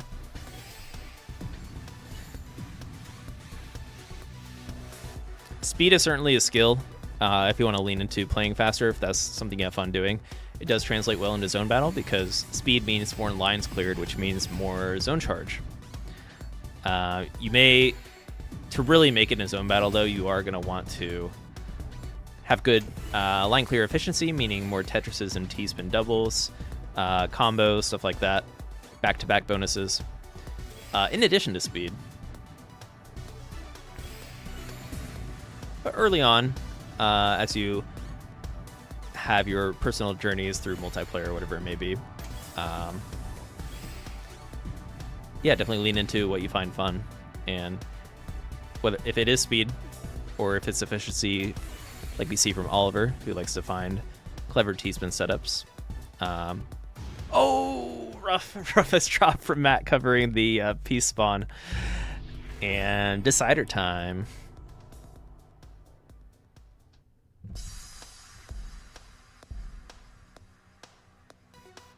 But yeah, do what you enjoy, and naturally you'll improve better that way.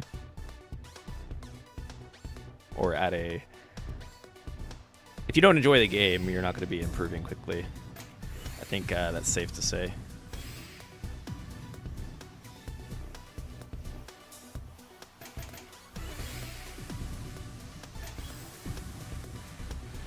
Not always the case, but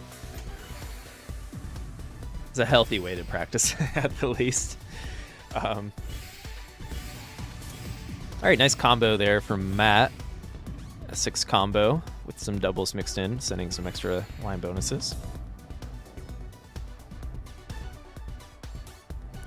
Find fun in randomness. As we see with Grass Pelt picking random rule sets each week. Makes total sense.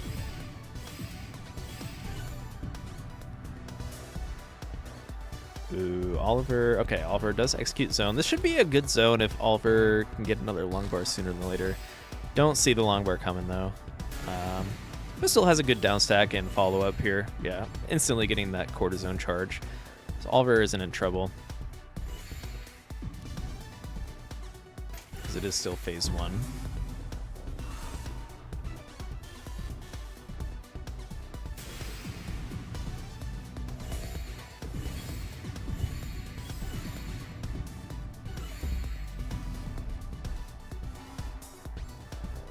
Is just OPT still around?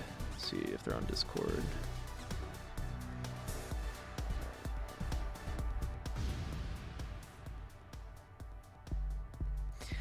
Ooh, and Oliver takes it. I looked away for just a second. Every time I look away in this game, something happens. I don't know if it was a misdrop on Matt's side, but GG. Either way, close stats, close matchup, and yeah, thank you too for playing. Happy I was able to get Matt in there. due to Oliver's appearance.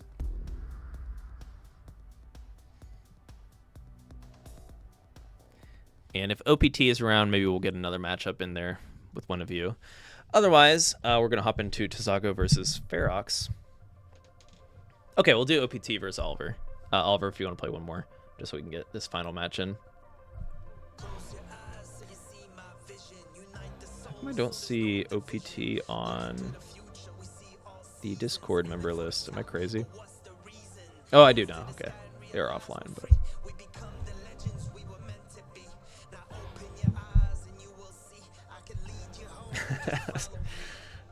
TiVo, I can't speak my mind like that. Oh, your name's Austin too. Nice. Welcome to Club Austin. Do you drive a... Oh, maybe I shouldn't say what car I drive. You can't dox me from what car I drive, right?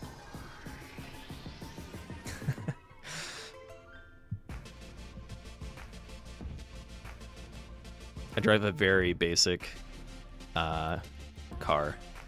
If you might be able to guess what it is. Basic 4-door sedan car. Oh, you do? I like to joke with my significant other that I'm in the gang of this car. Probably one of the most popular cars or driven cars out there. Hyundai Elantra. No, not in the Elantra gang. Unfortunately. It sounds like a nice gang.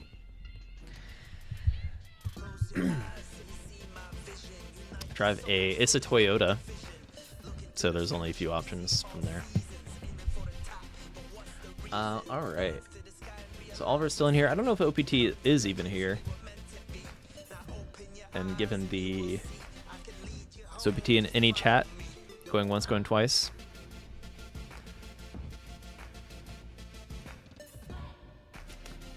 No fill-ins, sorry.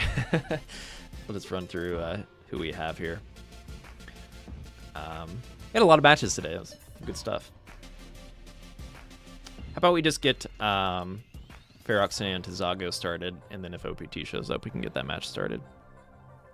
If you guys are ready.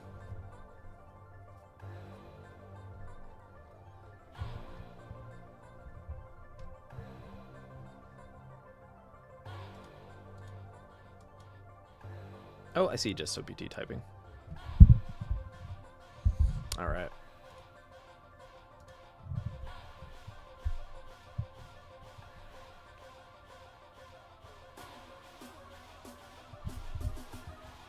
Ford Expedition 98, nice. I know that car because I had a friend that had that car growing up.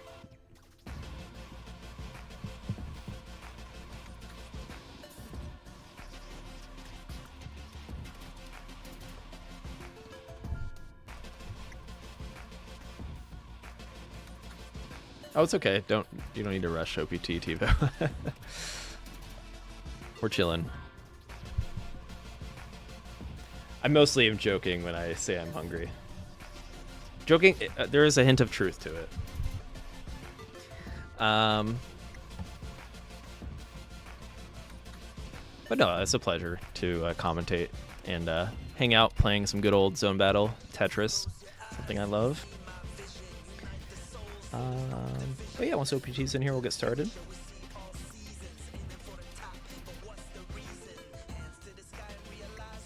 You're now hungry? What are you hungry for, Matt? Prefer the right side when you play. I don't really have a side preference. I'm trying to think if there would be any reason I would. If I'm using the customized colors, I think I prefer the golden blocks, so I guess I would want to be on the left. But for traditional colors, it doesn't matter to me.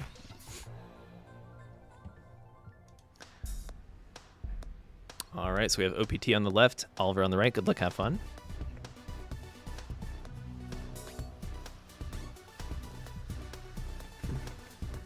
Ooh, double T-spin opener here. We have the DT cannon from Oliver and the C-spin. C as in the Roman letter.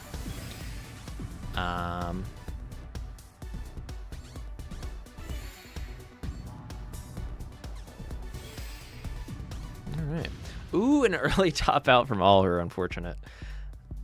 Kind of stacking a little too close to the sun, or that attack from OPT caught them off guard there. Into game 2. Looks like both players want to play efficiently, so you might get caught off guard from players that might be, albeit a little bit slower, if they're sending powerful attacks due to nice strategic play with T-spins and stuff like that. It can definitely catch you off guard. This time, OPT going for that 6-3, so utilizing speed a bit more this time. And Oliver with this 0-9. Well, and another early top out. We can run that back. That was short enough. We can run that back for OPT here.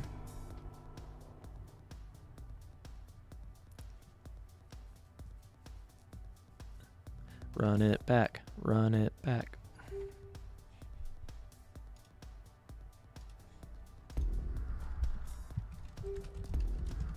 All right, there we go. Is my chat working? It said it disconnected for a second. Okay, there we go. I can see chat now.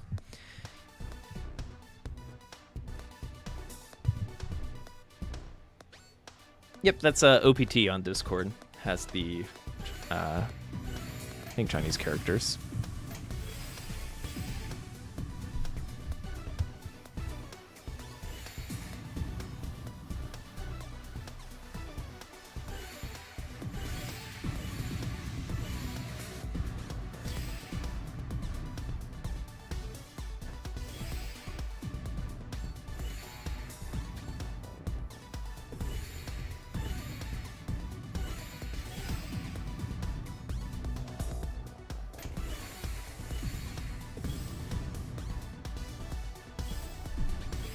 All right, some nice efficient play, clean stacking from OPT. Meanwhile, Oliver is setting up a 4 wide. Love to see it. A little mix up here. Yeah, I kind of got into a tricky stack because when you're building the 6 on the left and you get a high center, you're gonna have to use a lot of long bars if you're not careful. Still managed to get a nice 9 combo and down stack into the incoming garbage there, so nicely done from Oliver. And has max zone. Now, combos are a good way to make the most of your zone if you're not like the speediest player, right? Because you can just throw all your pieces to the side to get that instant line clear delay.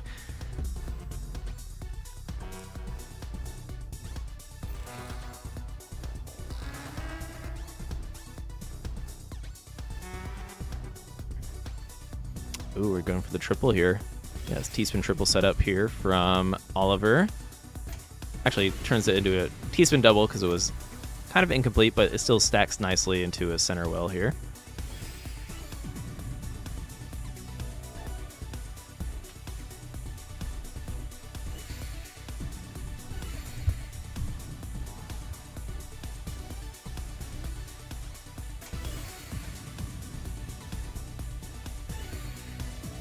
Ooh, OPT trying to find that T-spin. Oh, I think that was a mishold. Okay. Yeah, a little hesitation, but it's able to fix it there from OPT. So Oliver putting on the pressure this time around.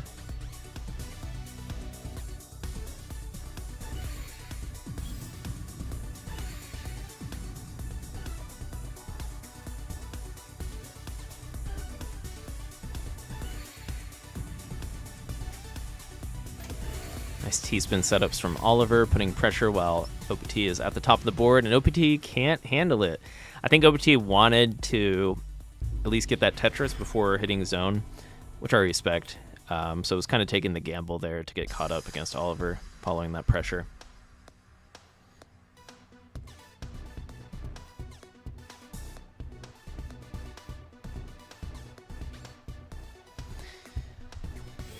Off into game number 2.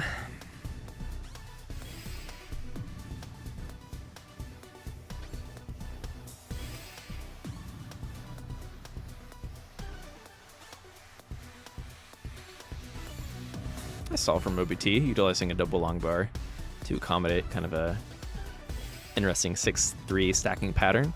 When I say 6-3, 5-4, 7-2, what it means is that the column is in the row in between those numbers. So in 0-9, for example, the column is on the far left, 9-0 column on the far right. 6-3, that means the column is in column 7, or the open well. And OPT managing to turn on the attack there and put some pressure on Oliver, forcing our final game between these two.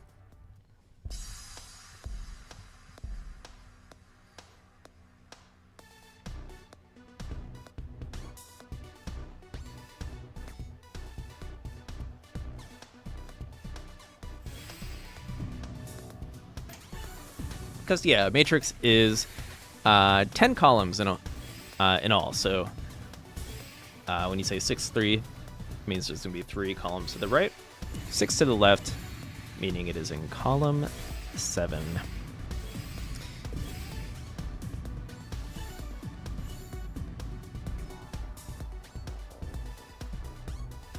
OPT putting on pressure. Waiting to send that Tetris. Oliver thinking this through, probably smart. Don't want to miss drop up this high. There we go. Finds the max zone there.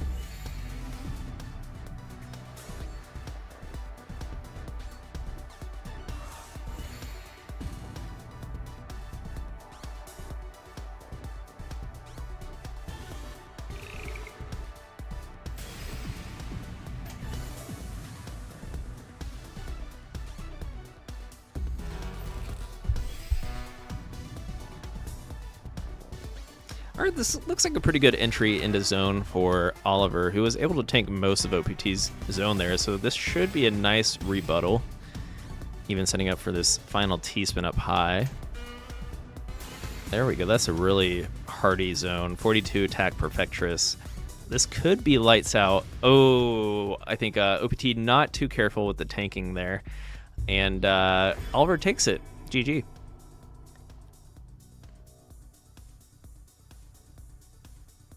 Although OPT did manage to put on a lot of pressure in that first set, but it was a little too quick, so we went for game set number 2 there.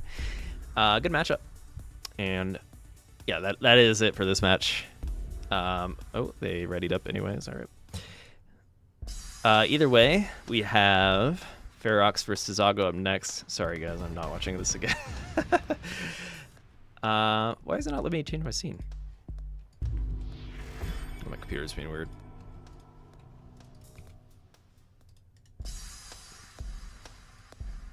There we go. All right. Ferox and Tizago, you are up next according to Fairbot. Final game of the night, and it has been quite a night.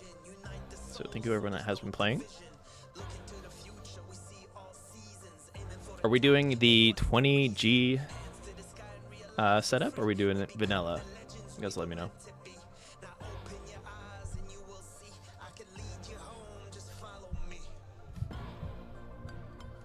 If they're even around. Ferox is down for 20G. Let's see what Tizago is down for here. I would assume Ferox or Tizago would like to play 20G as well, so we can just set that up. Correct me if I'm wrong, Tizago, if you're listening.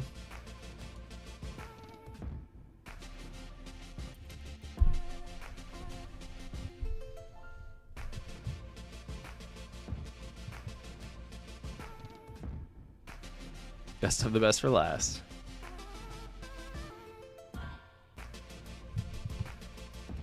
You are all the best. Honestly, I say this every time, and I mean it. As long as the matches are close, and generally we have close matches, and we're having fun, seeing different play styles, people are learning the game. Yeah, it's going to be a good time. But of course, everyone likes to watch the top players go crazy, so this is definitely one of those occasions. And we're mixing it up by turning on high gravity. You can counteract the high gravity by, when you enter zone, it freezes gravity as well. So that will be a good strategy here. Uh-oh. Is match going to begin? The match begins in... I don't know, somebody tried to join or leave the lobby at an inopportune time. Might have been the case. So... can just remake this lobby real quick.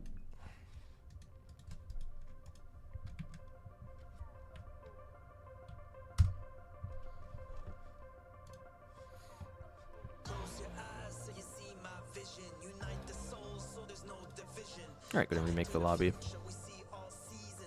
It might be Ferox's internet. Oh man, holding me hostage. I'm just kidding.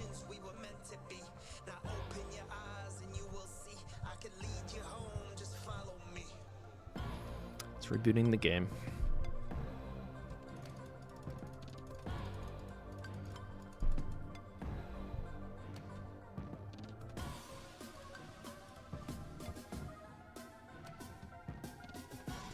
And Tizago, I know Tizago has been streaming more. If you're looking to watch some Zone Battle play on the regular, and Tizago also has been hosting tournaments, which I believe Tizago just posted about a new Zone Battle tournament. So if you're looking to test your metal, check out the community tournament channel on the Enhanced Discord to learn more information. I almost accidentally went into a ranked game.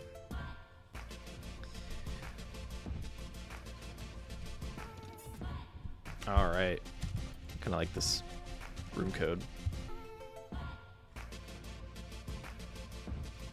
It's a sequel to a popular Sony game.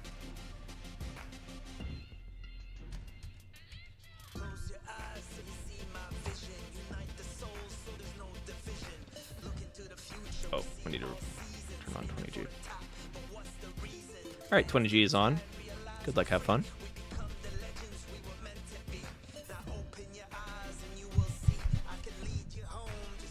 20-minute match incoming. I think 20G can last a while, because players are probably less capable of sending more efficient line clears. So we'll see how this plays out here. But final game of the night. There we go.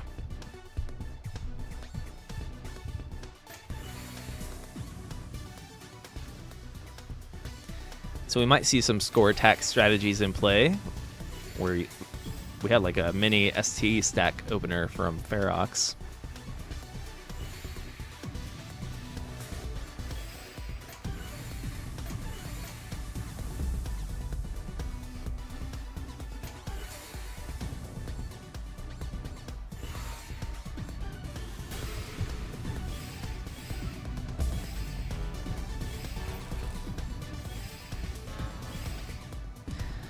All right. So Ferox was able to tank. Well, actually, Ferox still has, you can see, just over half the board incoming attack from Tizago, but definitely able to create a rebuttal. 42 attack zone. And Tizago entered a 4-wide. I'm not sure if that chain got broken or the 4-wide got broken. Almost had a curve there. I think if the IRS didn't break there, that would have been a curve for Tizago. Maybe a mistake. Yes, this is, in fact, crazy. Lightful Angel points out in our chat. These are two very talented players regardless, but we have the 20G turned on for fun. 20G meaning like the piece falls instantly, right? And both players are quite capable of stacking in high gravity, so yeah, we're in for a treat here.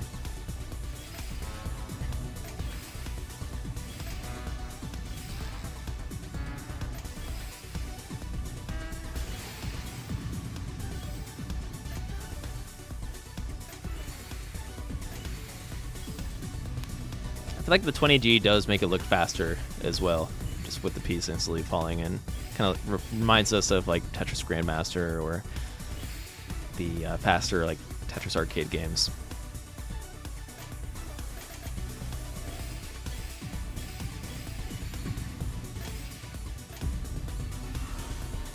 What's nice is, yeah, the zone turned off that high gravity for Tizago, so Tizago can maybe force some more T-spins now. It doesn't get too much. I mean, it's still a nice zone, but this is a high caliber matchup here. Doesn't get too much in terms of knowing what Ferox is capable of, but I think Ferox not going to get too much either. Yeah, kind of a similar 20-line attack. And Tizago counters it out with a combo.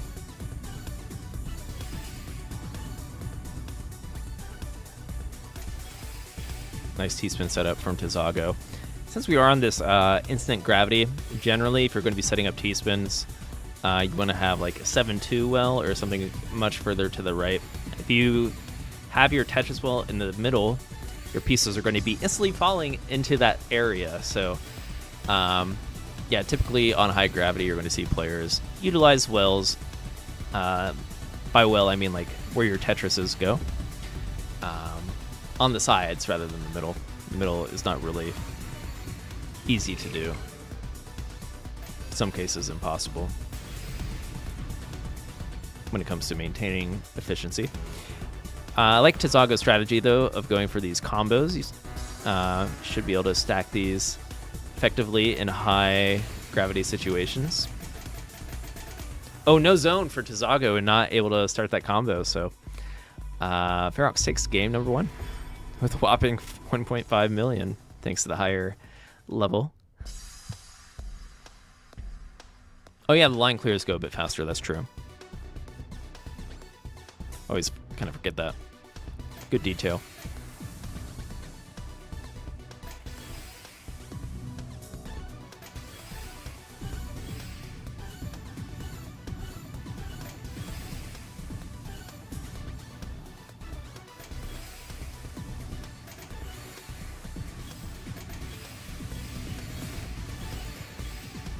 Alright, nice cleanup from Ferox. Started out with low attack power, but able to transfer the well to the left where the incoming attacks were building in from Tizago's board. Tizago going to be the first to finish zone. I'll hold my breath here. Does get a nice 20. I was about to say, is there a 21 there? Ooh! Oh, that was so close to a 21 for Ferox as well. So double Ultimatris. Ferox only beats Tizago by 1 line there. So neck and neck. 20 speed is just slightly faster line clear delay than 19. I feel like you would know that better than me. Probably just slightly, right? Line clear delay probably goes up from then on forward, right? Lock delay doesn't increase until 25? Or I guess decrease.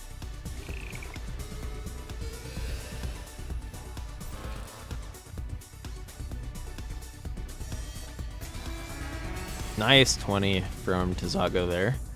Can Ferox match it? It's a 45-20. Ferox has 45-18, okay.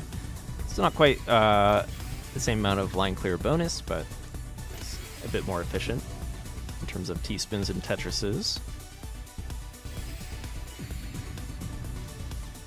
Yeah, that's what I had in mind hiding. So yeah, levels 20 through 25 increase line clear delay. So if we did like a level 24 start, that would be interesting in the future. Or even 25.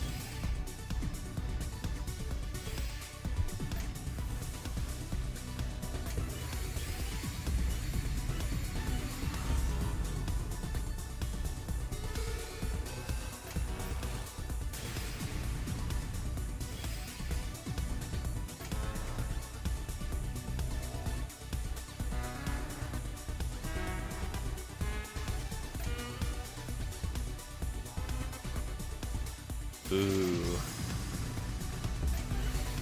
Almost a huge zone from Ferox. That was a big zone, though. Big 50 attack from Ferox. Taking out Tizago there. With impressive numbers, considering the higher gravity, it's going to be harder to maintain higher APM and speed. Because there isn't really muscle memory for 20G zone battle. So, good game, guys. Thank you for going out with a bang here for tonight's community showcase. And with that, I'm done, guys. A lot of matches tonight, so thank you everyone for playing. Next week is Score Attack. If you're looking to get some Score Attack practice in, want to challenge anyone in particular. If you're like Kaylee earlier and want to practice on dealing with your nerves, be sure to hop by our community showcases in the future. And yeah, with that, I think we'll call it here. We'll find somebody to raid here on Twitch. Who do we got? Any recommendations? Ideally, somebody in the enhanced community would be cool. You stream in tonight.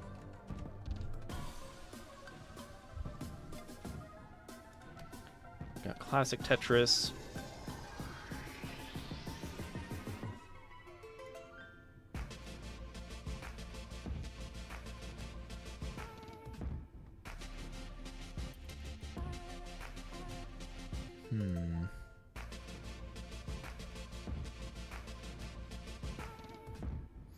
We have Anbury. I don't know how to pronounce that name. I have seen them in ranked Zone Battle Queue before. Let's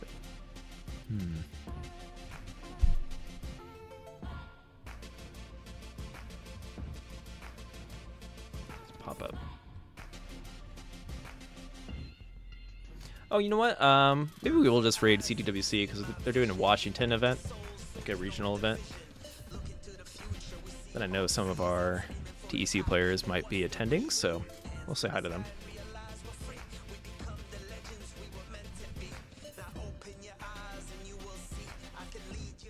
So if you're on YouTube, thank you for tuning in. See you next week. And also be sure to tune in to tomorrow's voice hangout on the Discord at discord.gg/enhance. We'll be hanging out in the afternoon, playing some, afternoon US time that is, playing some Full Moon, Weekend Ritual, hanging out. Normal score attack, Lightful Angel. But all right, bye everybody on YouTube.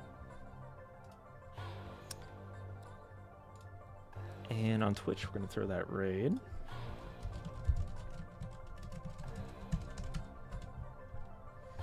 Say hi to Classic Tetris. Great team over there. Always supporting Enhance, supporting Tetris Effect Connected.